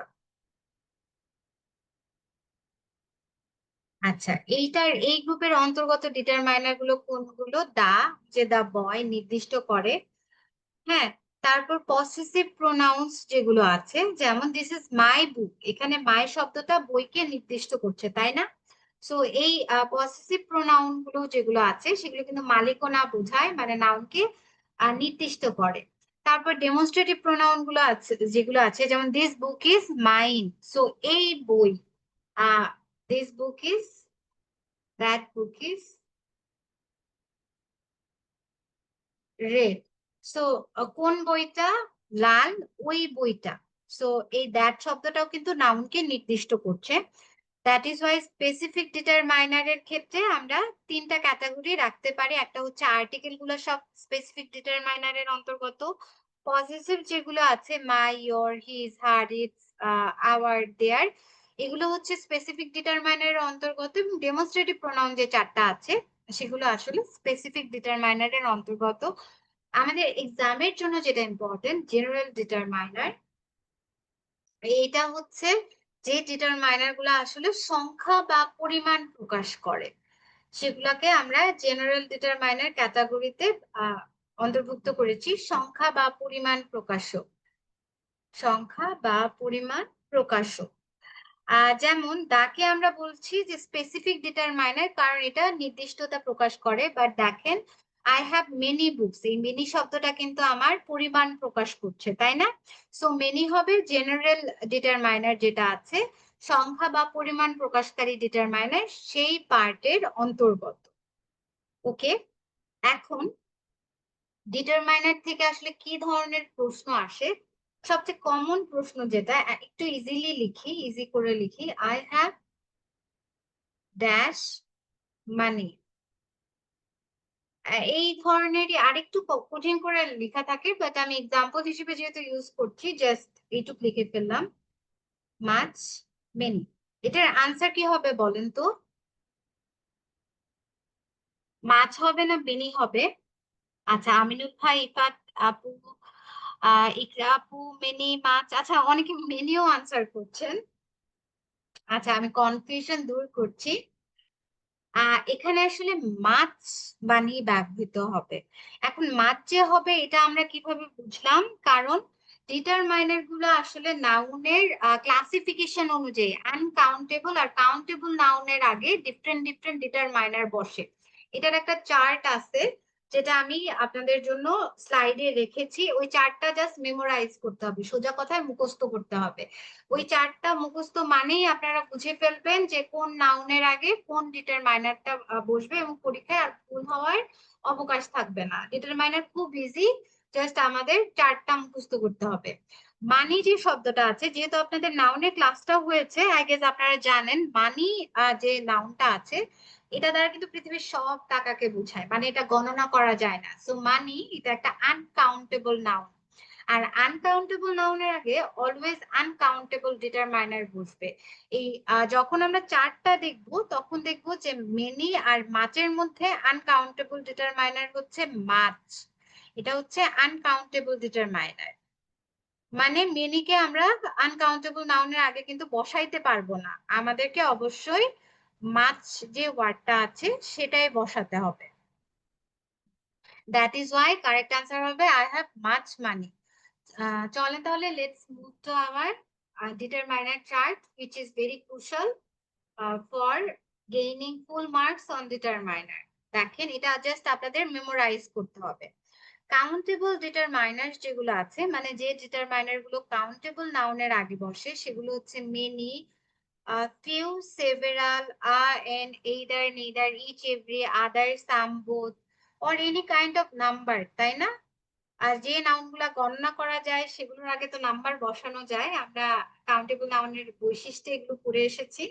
2, 3, হ্যাঁ, যে কোনো নাম্বার। এগুলো হচ্ছে আসলে কাউন্টেবল ডিটারমাইনার্স। কাউন্টেবল নাউন গুলাকে কিন্তু আবার দুই ক্যাটাগরিতে ভাগ করা যায়, তাই না? সিঙ্গুলার নাউন আর প্লুরাল নাউন। এটা আমরা একটু ভাগ করে ফেলি তাহলে। সিঙ্গুলার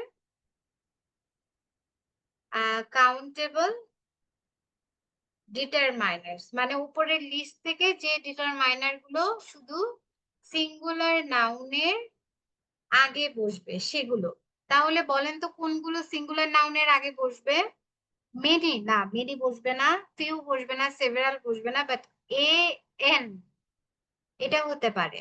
তারপর চ্যাট বক্সে আপনারা জানান কাইন্ডলি এইদার, তাই না? এইদার দিয়ে তো একটাই বোঝায়, সো এইদারকে আমরা এই লিস্টে আনতে পারি, নেইদারকেও আনতে পারি, নেইদার, এভরিকে আনতে পারি, হ্যাঁ।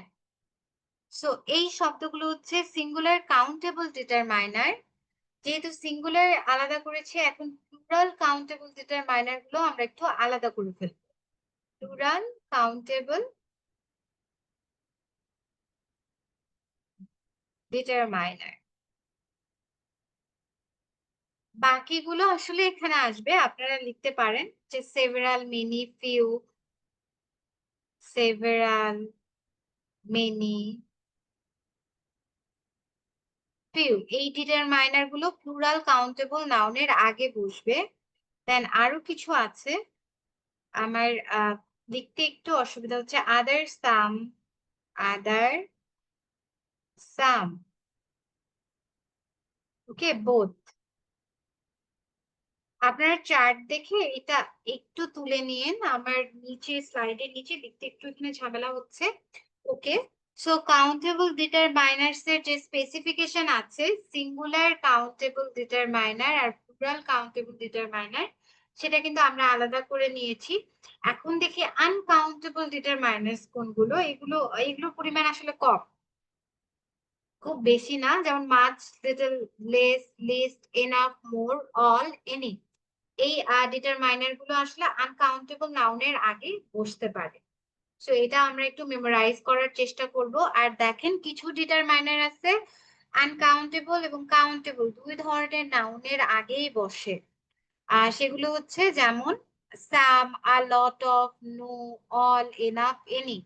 এই শব্দগুলা যে আছে এগুলো আমরা কাউন্টেবল এবং আনকাউন্টেবল উভয় নাউনের আগে বসাতে পারি। যেমন আই হ্যাভ মাচ মানি, এখানে মেনি কিন্তু একদমই বসা যাবে না, কারণ মেনি হচ্ছে কাউন্টেবল ডিটারমাইনার, তাই না? কিন্তু এখানে যদি নো অপশনে থাকতো, নো বা সাম, তাহলে কিন্তু আমরা বসাতে পারতাম নো বা সাম।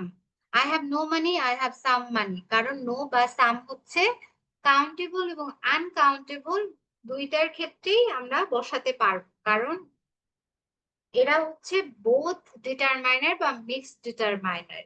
সো ডিটারমাইনার যে টপিক আছে এখানে ভালো করার একমাত্র ওয়ে হচ্ছে এই যে চার্টটা আছে, এই চারটা একদম মেমোরাইজ করতে হবে। আর সেকেন্ড যে জিনিসটা সেটা হচ্ছে কোনটা আনকাউন্টেবল নাউন আর কোনটা কাউন্টেবল নাউন সেটা চিনতে হবে।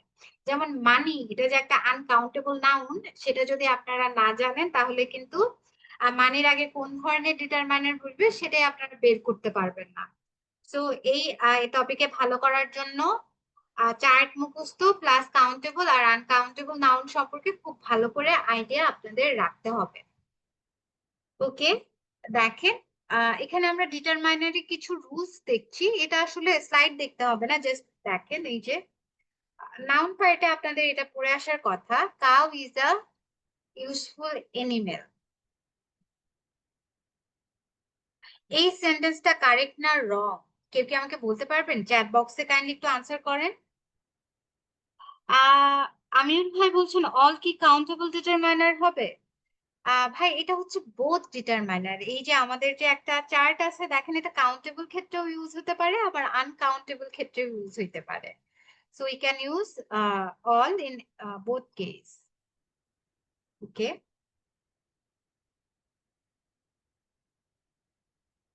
আচ্ছা। হ্যাঁ, আচ্ছা, শরীফ আপু বলেছেন রং, আমিনুল ভাই বলেছেন রং, সোনিয়া আপু বলেছেন আর্টিকেল বসবে। আচ্ছা, আর্টিকেলই বসাতে পারি, আমি তো ডিটারমাইনারও বসাতে পারি, তাই না? আর শুধু আর্টিকেল বসাইলে যে বাক্যটা কারেক্ট হবে তা না, ডিটারমাইনার বসায়ও কারেক্ট করতে পারি বা এটার প্লুরাল ফর্ম করেও কিন্তু আমি কারেক্ট করতে পারি। আর রুলসটা একটু বলে নেই। মেইন কাহিনী হচ্ছে সিঙ্গুলার কাউন্টেবল নাউনকে আমি এককভাবে রাখতে পারবো না। শুধু কাউ, এটা একটা সিঙ্গুলার কাউন্টেবল নাউন, তাই না? সিঙ্গুলার কাউন্টেবল নাউন কখনো বাক্যে একা বসে না। এই যে এখানে আছে দেখেন, singular nouns always needs a determiner. Determiner না হয়েও এখানে আরো কি বলবো, হ্যাঁ আর্টিকেল তো একটা ডিটারমাইনারই, তাই না? সো হ্যাঁ, এটা singular nouns always needs a determiner. So এই বাক্যটা কারেক্ট করার জন্য আমি লিখতে পারি a cow is a useful animal, এটা লিখতে পারি। বা the cow is a useful animal, এটা লিখতে পারি। বা no cow is a useful animal, যদিও মিনিং ঠিক থাকে না, বাট এখানে কিন্তু আমি ডিটারমাইনারও আনতে পারি। Many cows are useful animal, মানে কাউ এর আগে আমাকে ডিটারমাইনার যোগ করতে হবে, আদারওয়াইজ শুধুমাত্র একটা সিঙ্গুলার কাউন্টেবল নাউনকে কিন্তু আমি এককভাবে খালি রাখতে পারবো না, খালি বসাতে পারবো না।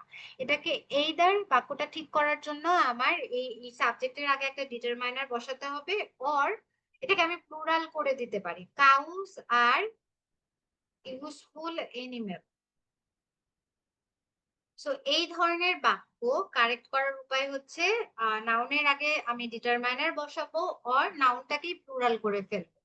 সেন্টেন্স কারেকশনে কিন্তু এই বাক্যগুলো এসে থাকে।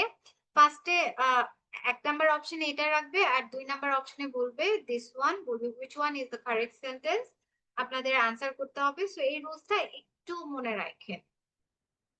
ওকে, এখন আমরা টাইপস অফ ডিটারমাইনার্স দেখেছি। ওই যে আমরা যা পড়ে এসেছি, ডিটারমাইনার হচ্ছে আর্টিকেল গুলা ডিটারমাইনারের অন্তর্গত, পসেসিভ, ডেমনস্ট্রেটিভ, নুমেরালস, অর্ডিনালস, মানে নাম্বারের প্রকারভেদ। নাম্বার তো তিন প্রকার, তাই না? অর্ডিনাল, কার্ডিনাল আর মাল্টিপ্লিকেটিভ, সব নাম্বারই হচ্ছে আমার ডিটারমাইনারের অন্তর্গত, কারণ এটা নাউনের সংখ্যা বোঝায়। আর কোয়ান্টিফায়ার্স, পরিমাণের ইংলিশ কিন্তু কোয়ান্টিটি, তাই না? সো যে ডিটারমাইনার গুলা দ্বারা কোনো নাউনের পরিমাণ প্রকাশ করে সেগুলাকে আমরা ডিটারমাইনারের পাশাপাশি কিন্তু কোয়ান্টিফায়ার্সও বলতে পারি। পরিমাণ প্রকাশক ডিটারমাইনার গুলা হচ্ছে কোয়ান্টিফায়ার্স। দেখেন আ ফিউ, আনাদার, সেভারাল, এগুলাকে আমরা ডিটারমাইনার্স এর পাশাপাশি কোয়ান্টিফায়ার্সও বলতে পারি। মাঝে মাঝে পরীক্ষায় প্রশ্ন আসে যে নিচের কোনটা কোয়ান্টিফায়ার্স। দিস কিন্তু একটা কোয়ান্টিফায়ার্স না, বাই দ্য ওয়ে, কারণ এটা দ্বারা পরিমাণ প্রকাশ পায় নাই। কোয়ান্টিফায়ার্স হচ্ছে পরিমাণ প্রকাশক ডিটারমাইনার্স গুলা। এই নোশনটা আপনারা একটু খেয়াল রাখবেন, কারণ মাঝে মাঝে এই ধরনের প্রশ্ন এসে থাকে। ওকে, ডিটারমাইনারের প্রকৃতি এখানে এটা ভালো করে বোঝার জন্য আমরা একটা চার্ট লিখেছি এবং চার্টটা ক্লিয়ার আউট করেছি, যেটা আমাদের ডিটারমাইনার চ্যাপ্টার বোঝার জন্য সবচেয়ে ইম্পর্টেন্ট জিনিস, ওটা করে ফেলেছি।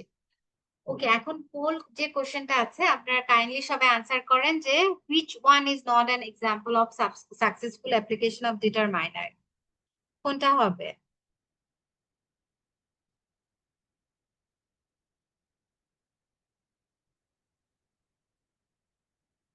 ওকে, এভরিওয়ান ইজ কারেক্ট, সবাই বলছেন না, একজন বলেছেন ইট ইজ মাইন। না, এখানে কারেক্ট আনসার হচ্ছে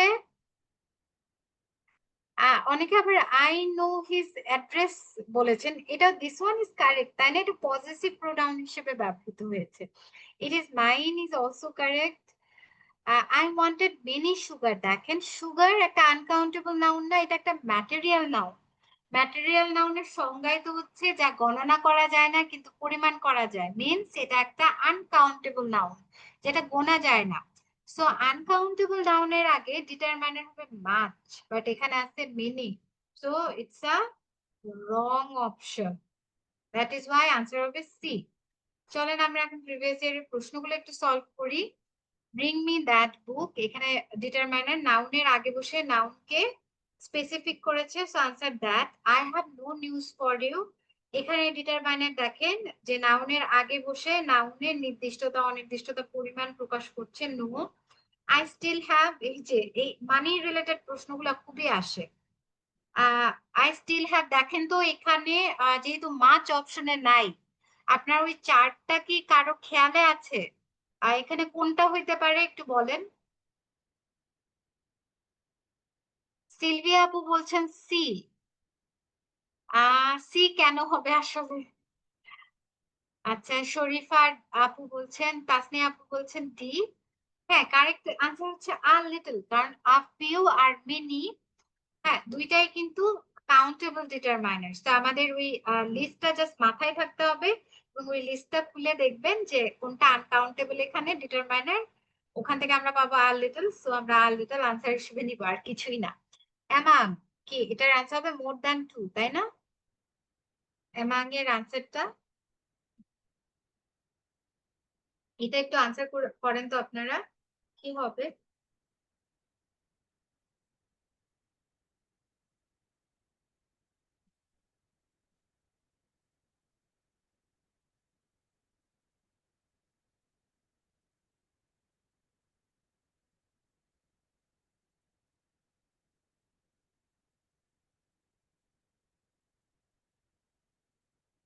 Okay, everyone answered correct. Among is a preparation that is used when more than two. The more than two এর জন্য I saw a one-eyed man article এর নিয়ম যখন পড়বো তখন আমরা দেখবো যেখানে n না হয়ে a কেন হচ্ছে। Will it take much time? এখানে ডিটারমাইনার কোনটা? এই যে টাইমের আগে মাছ শব্দটা বসেছে, মাছ। খেয়াল রাখবেন দুইটা জিনিস, আমাদের পরীক্ষায় আনকাউন্টেবল নাউন হিসেবে মানি আর এই টাইম যে শব্দটা আছে এটা বহুল ব্যবহৃত। মানে ডিটারমাইনার রিলেটেড প্রশ্ন আসলে দেখা যায় অপশনে মানি বা টাইমকে তারা ইউজ করে, সো এই দুইটাই কিন্তু আনকাউন্টেবল। ওকে, আমরা ডিটারমাইনারও শেষ করে ফেলেছি। 5 মিনিটসে এখন একটা ব্রেকে যাব। কারো কোনো প্রশ্ন থাকলে এই ব্রেকের মাঝে আসলে করে রাখতে পারেন চ্যাট বক্সে। Will be back after 5 minutes. ওকে।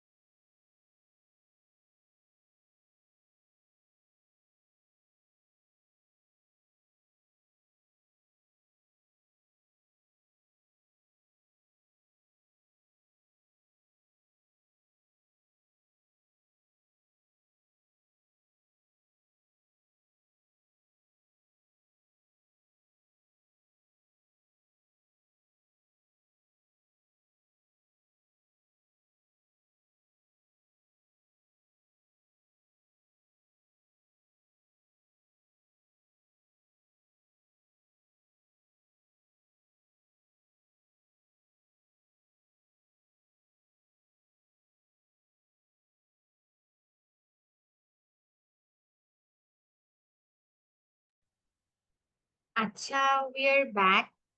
আমাকে কি শোনা যাচ্ছে? কাইন্ডলি আপনারা চ্যাট বক্সে একটু রেসপন্স করবেন। ওকে, am I audible? আচ্ছা, শরীফা আপু বলছেন ইয়েস, রনি ভাই বলছেন yes. Okay, that means I'm audible. We can start our class now. কি একটা বাচ্চাদের টপিক পড়ছি আসলে, আর্টিকেলস একদম কি বলে ক্লাস 4-5 থেকে কিন্তু আমরা স্কুল কলেজে সব জায়গায় এটা পড়ে এসেছি। আর বিসিএস এর সময় জন্য এক সময় আসলে আর্টিকেলটা বেশ ইম্পর্টেন্ট ছিল, বাট 39-এ প্রবাবলি আর্টিকেল থেকে লাস্ট প্রশ্ন এসেছে। এরপরে রিসেন্ট টাইমে বিসিএস এ আর্টিকেল থেকে খুব কম প্রশ্ন আসে না বললেই চলে। সো যেহেতু আগে এসেছে এইবারও মানে 48-এ আসতেই পারে, দ্যাট ইজ ওয়াই আমরা এই টপিকটা ক্লিয়ার আউট করবো।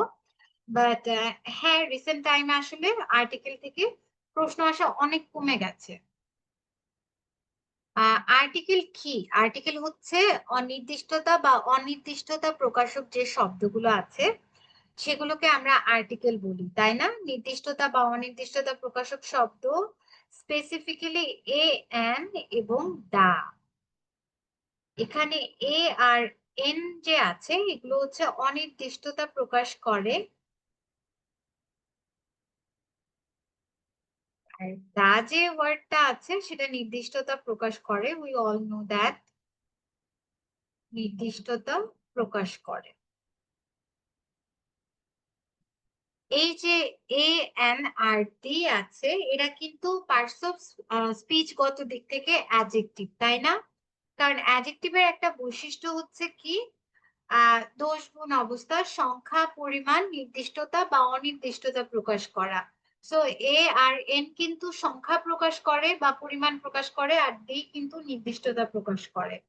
সো পার্টস অফ স্পিচ গত দিক থেকে সকল আর্টিকেল হচ্ছে অ্যাডজেক্টিভের অন্তর্গত। আর আমরা একটু আগেই পড়ে আসলাম যে আর্টিকেলস গুলাকে আমরা কি বলতে পারি, ডিটারমাইনারও, তাই না? এগুলো হচ্ছে স্পেসিফিক গ্রুপ অফ ডিটারমাইনারের অন্তর্গত। সো আর্টিকেল গুলাকে আমরা যখন লেভেল করব আমরা অ্যাডজেক্টিভ হিসেবেও বলতে পারি, আবার আমরা ডিটারমাইনার হিসেবে এগুলোকে কিন্তু অভিহিত করতে পারি। উই ক্যান সে যে ইট বিলংস টু বোথ গ্রুপ।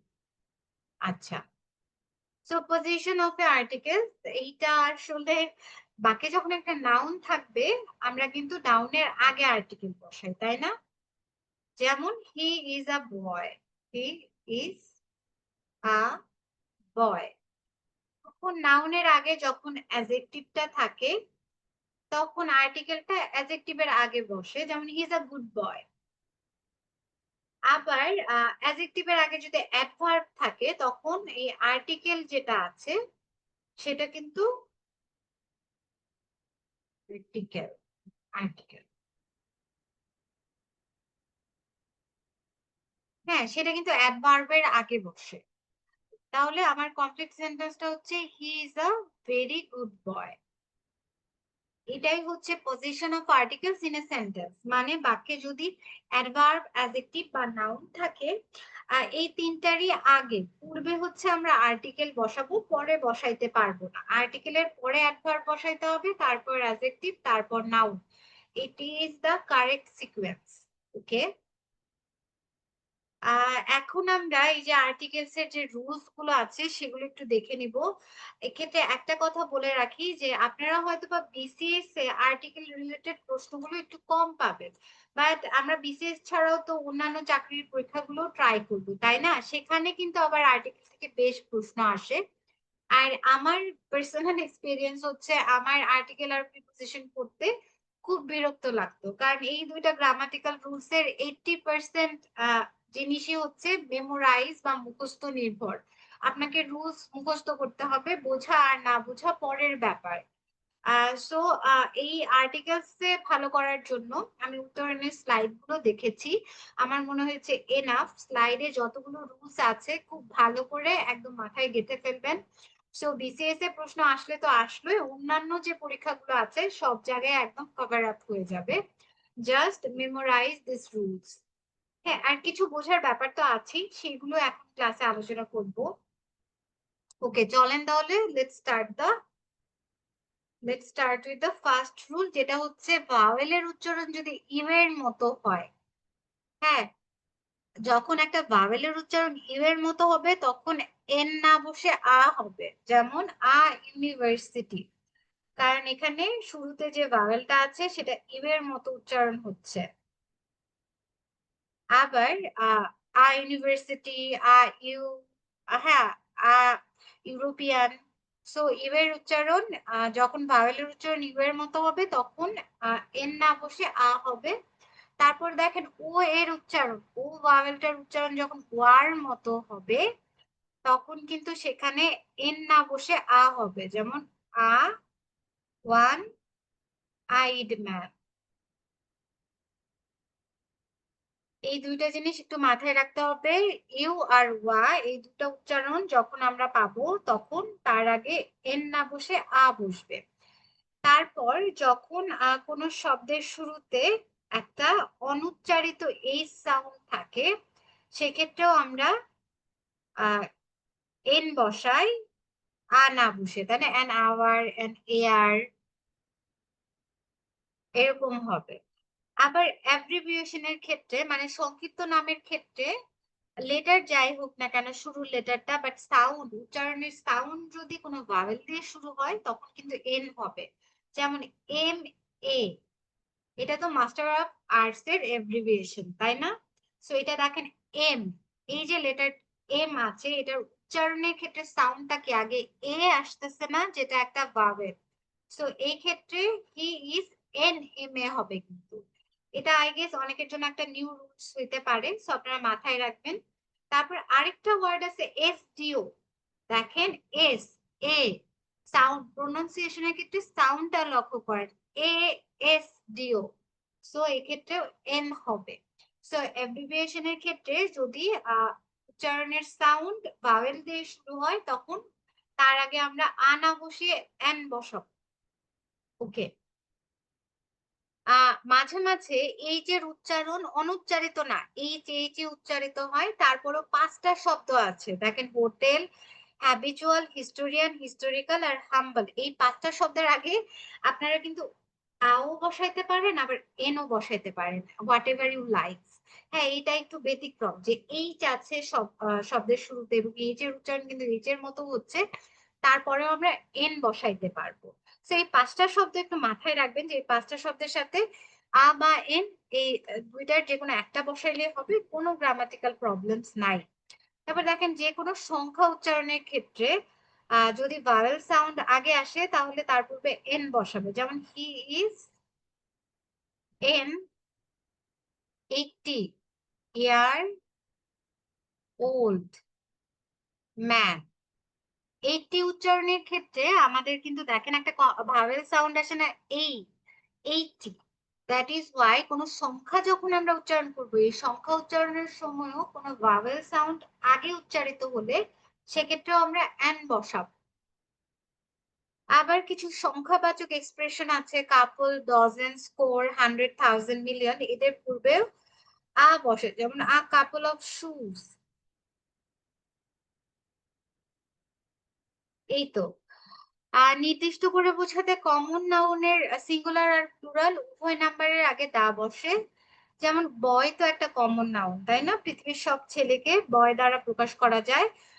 এর সিঙ্গুলার ফর্ম দা বয়, এভাবে আমি লিখতে পারি একটা ছেলেকে নির্দিষ্ট করে বোঝাতে, আবার দা বয়েজ সব ছেলেকে নির্দিষ্ট করে বোঝাতে, দা বয়েজ, বয়েজ মানে প্লুরাল ফর্মের আগেও কিন্তু দা বসাতে পারি, ইটস অলরাইট। তারপর এক জাতীয় সকলকে বোঝাতে সিঙ্গুলার কমন নাউনের পূর্বে দা বসে, এটা আমরা এই এক্সাম্পলটা দেখে এসেছি। যেমন সিঙ্গুলার কমন নাউন হচ্ছে the cow, the cow is a useful animal. তাহলে সব গরু, গরু জাতিকে বোঝানোর জন্য আমরা আসলে সিঙ্গুলার কমন নাউন কাউ এর আগে দা, দা এই আর্টিকেলটা ইউজ করতে পারি। প্রকৃতিতে যে জিনিসগুলো একটা করে আছে, যেসব বস্তু একটা করে আছে সেগুলোর আগে দা বসে, যেমন the earth, the sun, the moon, the east, the west. হ্যাঁ, এরকম। বাট এখানে কিন্তু গডের নাম মানে আল্লাহ, আল্লাহ পাকের নামের আগে আমরা কিন্তু কোনো আর্টিকেল বসাবো না। ব্যক্তির নামের আগে আহ মানে গডের নামে, আল্লাহর নামের আগে আহ আমরা কিন্তু আর্টিকেল বসাইতে পারবো না। এটা একটু মাথায় রাখেন। শুধুমাত্র এই যে বস্তুগুলা, পৃথিবীতে একক ও অদ্বিতীয় বস্তুগুলার ক্ষেত্রে, পৃথিবী, সূর্য, চন্দ্র, পূর্ব, পশ্চিম, উত্তর, দক্ষিণ, এগুলোর ক্ষেত্রে আমরা দা ইউজ করব। তারপর প্রপার নাউন, প্রপার নাউন মানে কি স্পেসিফিক নাম, তাই না? যথার্থ নাম, নির্দিষ্ট কোনো নামকে প্রপার নাউন বলে। রহিম, করিম, যদু, মধু, আমরা জানি যে এগুলো নামের আগে আর্টিকেল বসে না, এন বা দি বসে না। কিন্তু ধর্মগ্রন্থ, সংবাদপত্র যেমন দ্য টাইমস, দ্য কুরআন, এগুলোর আগে কিন্তু দা বসে। আবার যখন একটা মাত্র পর্বত থাকবে বা একটা মাত্র দ্বীপ থাকবে বা একটা মাত্র অন্তরীপ বা হ্রদের নাম থাকবে, তখনও দা বসবে না। যেমন আমরা যখন সুমাত্রার কথা বলি, ইন্দোনেশিয়ার একটা দ্বীপ এটা, তাই না? সো এই সুমাত্রা একক দ্বীপ দেখে এটার আগে আর্টিকেল বসবে না। হ্যাঁ, তারপর আমরা বলতে পারি জাভা, তারপর আমরা বলতে পারি সিলন, এগুলো একক দ্বীপ। সো এগুলোর আগে নো আর্টিকেল বা দা, নো দা, আমরা এগুলোর আগে দা বসাবো না। ক্রস, এটা হচ্ছে ক্রস। ওকে, এখন দেখেন যে সকল দেশের নামগুলো দেখতে অনেকটা প্লুরাল নাম্বারের মতো হয়, মানে যে সকল দেশের নামগুলো শেষে এস থাকে বা ইএস থাকে, সেগুলোর পূর্বে দা বসবে। এটা আপনারা চ্যাট বক্সে একটু আনসার করেন যে দা, এই যে এস বা ইএস শেষে আছে এরকম দেশের কয়েকটা নাম বলেন। আচ্ছা, আমি আমি লিখছি না, আপনারা নাম বলবেন, ওইগুলো আমি লিখব। ইউনাইটেড স্টেটস, আসলে ইউনাইটেড স্টেটস অফ আমেরিকা হয় ভাই, যদিও এটা যুক্তরাষ্ট্র আমেরিকা, বাট লাস্টে কিন্তু আমেরিকা এসে যাচ্ছে। একক নাম হিসেবে আপনি বলতে পারেন কোনো কিছু সাজে, হন্ডুরাস, ইয়েস। আরো কিছু ইজি গুলোই কেউ বলছে না। আচ্ছা, সবার, হ্যাঁ, দা নেদারল্যান্ডস সাবরিন ভাই বলেছেন একটা। আর সবার আমাদের যে কি বলে ট্রাভেলিং ডেস্টিনেশন, তাই না? দা মলদ্বীপস, মালদ্বীপস এর আগে কিন্তু আমরা দা লাগাবো, দা মলদ্বীপ। ছোটবেলায় এটার প্রোনাউন্সিয়েশন দেখতাম যে everyone is pronunciating it as Maldives, but এখন দেখি everyone is saying Maldives. I don't know why the pronunciation changed. I guess আমরা একটা ইন্ডিয়ান ভার্সন উচ্চারণ করতাম মালদ্বীপ, বাট এটার কারেক্ট প্রোনাউন্সিয়েশন মেবি মলদ্বীপসই হবে। সো দা মলদ্বীপস বলতে পারি, দা নেদারল্যান্ডস বলতে পারি, দা নেদারল্যান্ডস, দা ফিলিপাইন্স, এটা আমার মাথায় আসছে। আপনারা এটা খুঁজে বের করবেন, এটা হোম টাস্ক থাকবে, নিজেদের জন্য সুবিধা হবে আসলে। দা ফিলিপিন্স, হুম, আমি তিনটা পেরেছি, দা মলদ্বীপস, নেদারল্যান্ডস আর ফিলিপিন্স। আর যেসব দেশগুলোর নামের শেষে এস বা ইএস থাকে, সেই দেশের নামগুলোর আগে আর্টিকেল হিসেবে দা বসে কিন্তু। ওকে, কোন জাতি বা সম্প্রদায়ের নামের আগে দা বসে, যেমন the English, the Bangladeshi, the Indian. সেক্ষেত্রে আবার ভার্বটা কিন্তু প্লুরাল হয়ে যাবে, দা ইংলিশ, দা কাউয়ের মতো দা ইংলিশ ইজ কিন্তু হবে না। যখন জাতি অর্থে মানে মানুষের কোনো জাতি বা সম্প্রদায়ের ক্ষেত্রে যে দা ইংলিশ, দা ইন্ডিয়ান, দা বাংলাদেশি এরকম আসবে, তখন দা ইংলিশ আর ইন্ডাস্ট্রিয়াস। এটা রাইট ফর্ম অফ ভার্বের জন্য কিন্তু একটা ইম্পর্টেন্ট নোশন আপনাদের মনে রাখতে হবে। মানব জাতি অর্থে, মানব জাতি বা সম্প্রদায় অর্থে যখন দা প্লাস ওই জাতির নাম এই ফরম্যাটে সাবজেক্ট থাকে, তখন পরের যে ভার্বটা আছে এটা প্লুরাল হয়, সেটা মাথায় রাখবেন। তারপর দেখেন ওই যে আমরা কাউয়ের যে ব্যাপারটা করলাম, সমগ্র জাতি বা শ্রেণী বুঝাতে, স্পেসিফিক্যালি এনিমেলরা, এটা কমন নাউন গুলা, দা cow but the lion are ferocious. The cow is a useful animal. এটা কিন্তু সিঙ্গুলার হয়ে যাবে। শুধুমাত্র এই যে ন্যাশনালিটি অর্থে যখন জাতি আসবে, তখন সেটা প্লুরাল চিন্তা করছে আমরা। আর তিনটা শব্দ আছে, ম্যান, ওমেন আর ম্যানকাইন্ড। এরা মানব জাতি বোঝাইতে আমরা যখন এই তিনটা শব্দ ব্যবহার করব, তার আগে কোনো আর্টিকেল বসবে না। এই তিনটা জিনিসই কিন্তু খুব ইম্পর্টেন্ট, যে জাতি অর্থে মানে ন্যাশনালিটি অর্থে ওই শব্দটার আগে আমরা দা বসাবো এবং ভার্ব প্লুরাল হয়ে যাবে একটা। আরেকটা হচ্ছে আমরা বিশেষ করে এনিমেলের শ্রেণী বোঝাতে যখন দা ব্যবহার করব তখন কিন্তু সেটা আবার সিঙ্গুলার ভার্ব যুক্ত হবে। আর তিনটা শব্দ আছে ম্যান, উম্যান, ম্যানকাইন্ড, মানে মানব জাতির আগে কখনো আর্টিকেল দা বসে না, এটা একটু মনে রাখবেন। তারপর আমরা দেখছি অ্যাডজেক্টিভের সুপারলেটিভ ডিগ্রির পরে, এটা আমরা সবাই জানি না, he is the most beautiful woman, most beautiful woman, ঠিক, ওম্যান। ওকে, সো অ্যাডজেক্টিভের সুপারলেটিভ ডিগ্রি পূর্বে দা ব্যবহৃত হয়।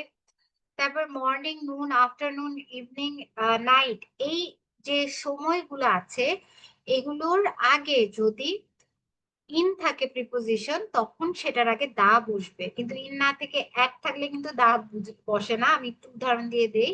এই জিনিসটা একসময় আমারও ভুল হতো, মানে আমি যখন ফর্মাল রাইটিং লিখতাম দেখা যেত আমি ভুল করে ফেলছি, ইন ব্যবহার করতেছি বাট ইন ব্যবহার করার পরে আর পরে দা ইউজ করতেছি না।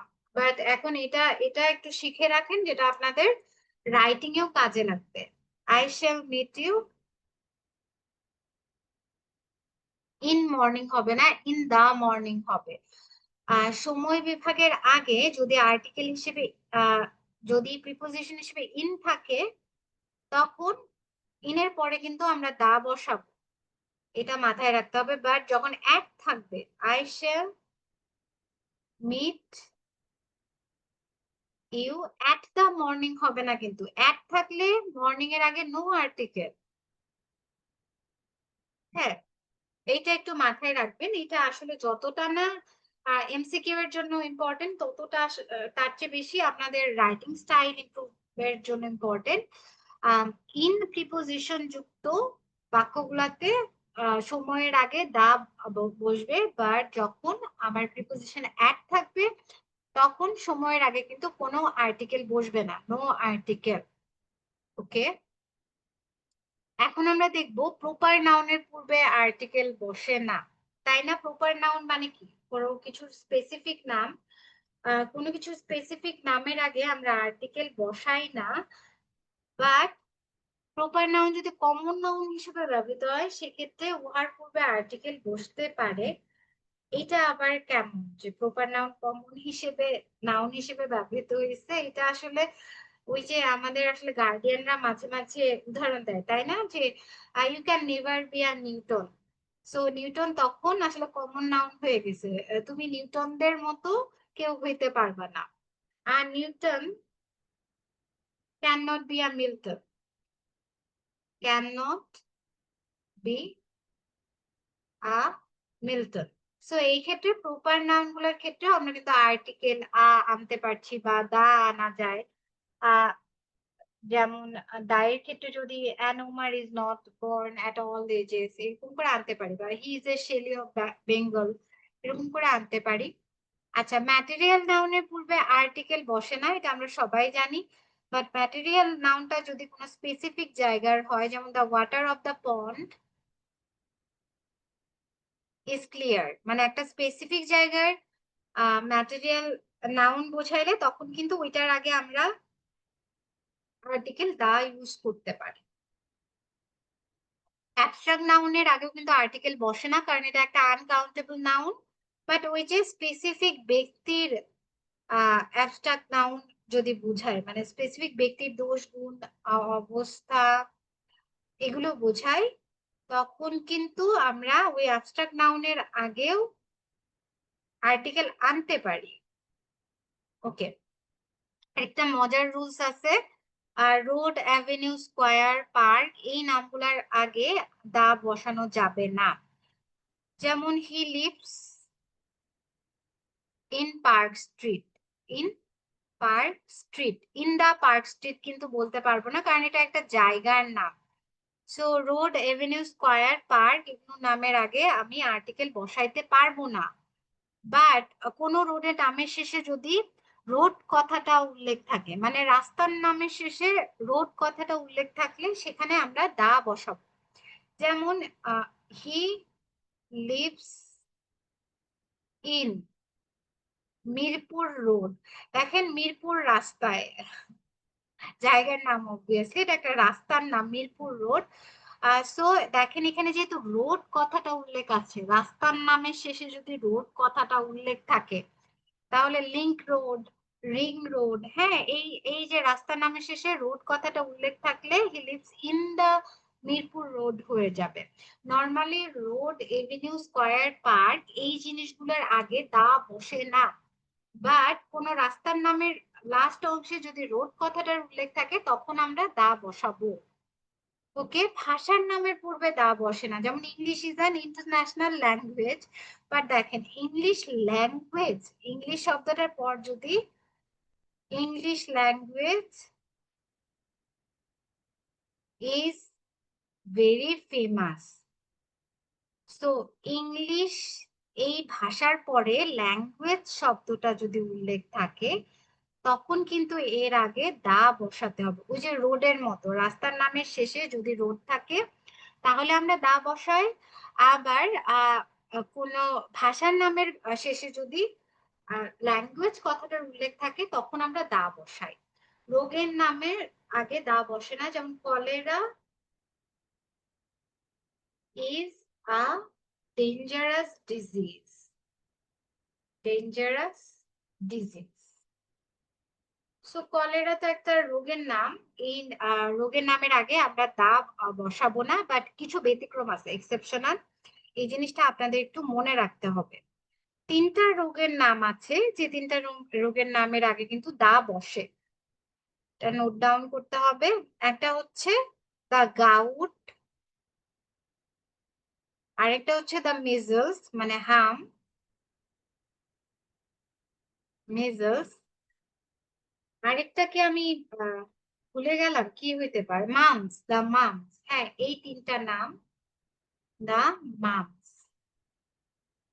এই যে তিনটা রোগের নাম আছে, গাউট, মেজলস আর মামস, এই তিনটা রোগের নামের আগে আর্টিকেল হিসেবে দা বসবে, আর যে কোনো রোগের আগে দা বসবে না। Okay, we have finish the article part also. এখানে ভালো করার জন্য অবশ্যই যে রুলস গুলো আছে সেগুলো একটু বারবার দেখতে হবে, আদারওয়াইজ এখানে বোঝার চেয়ে আসলে মেমোরাইজ পার্টটা বেশি ইম্পর্টেন্ট। সো এই পার্টটাতে আপনাদের একটু সময় দিতে হবে। চলেন আমরা এখন পোলের যে কোশ্চেনটা আছে সেটা সলভ করি। আচ্ছা, এইটা ওই যে এস রিলেটেড, এস বা ইএস যুক্ত দ্বীপ রিলেটেড প্রশ্ন এসেছে, আনসার কি হবে এটার? আচ্ছা, ইশরাত আপু বলছেন কথা আস্তে শোনা যাচ্ছে, এখন কি জোরে শোনা যাচ্ছে? আমাকে একটু কাইন্ডলি জানাবেন সাউন্ড রিলেটেড কোনো প্রবলেম আছে কিনা, কথা কি এখন আস্তে শোনা যাচ্ছে?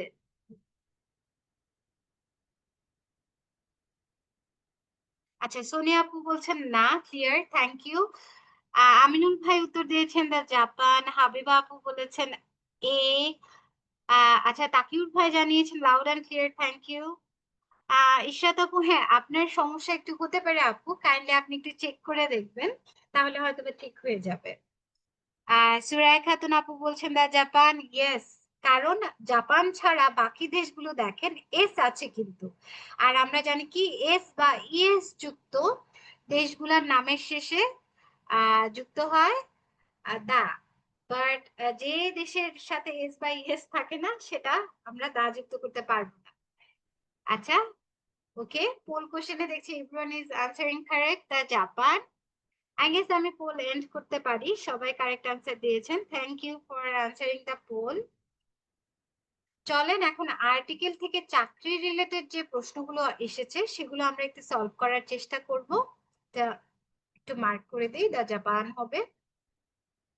ওকে, he went to hospital because he had a heart attack. এটা আসলে আপনার এই যে আর্টিকেলের প্রশ্নগুলা বা প্রিপোজিশনের প্রশ্নগুলা মাঝে মাঝে আমাদের তাৎক্ষণিক বুদ্ধিমত্তা থেকে আনসার করতে হয়, এটা কিন্তু স্পেসিফিক কোনো রুলস নাই। দেখেন, he went to hospital, he went to a hospital, I don't know, went to a হসপিটালও কিন্তু ভালো শোনায়, বাট বেশি বেটার হচ্ছে he went to hospital, he had a heart attack, এইটা। হ্যাঁ, দুইটা যদি থাকতো তাহলে আমরা কারেক্ট দিতে পারতাম যে হি went to a hospital because he had a heart attack. হ্যাঁ, ওইরকম কোনো অপশনই নাই, so I guess D, option D হচ্ছে আমাদের বেটার অপশন। আই স ওয়া, ও এর উচ্চারণ ওয়ার মতো হলে আমরা জানি কি এন না হয়ে হয়। দ্য ফ্রেঞ্চ, বলেন তো ন্যাশনালিটির সাথে দা যুক্ত হলে কি কি বোঝায় এটা? হ্যাঁ, everyone answering correct, the French people.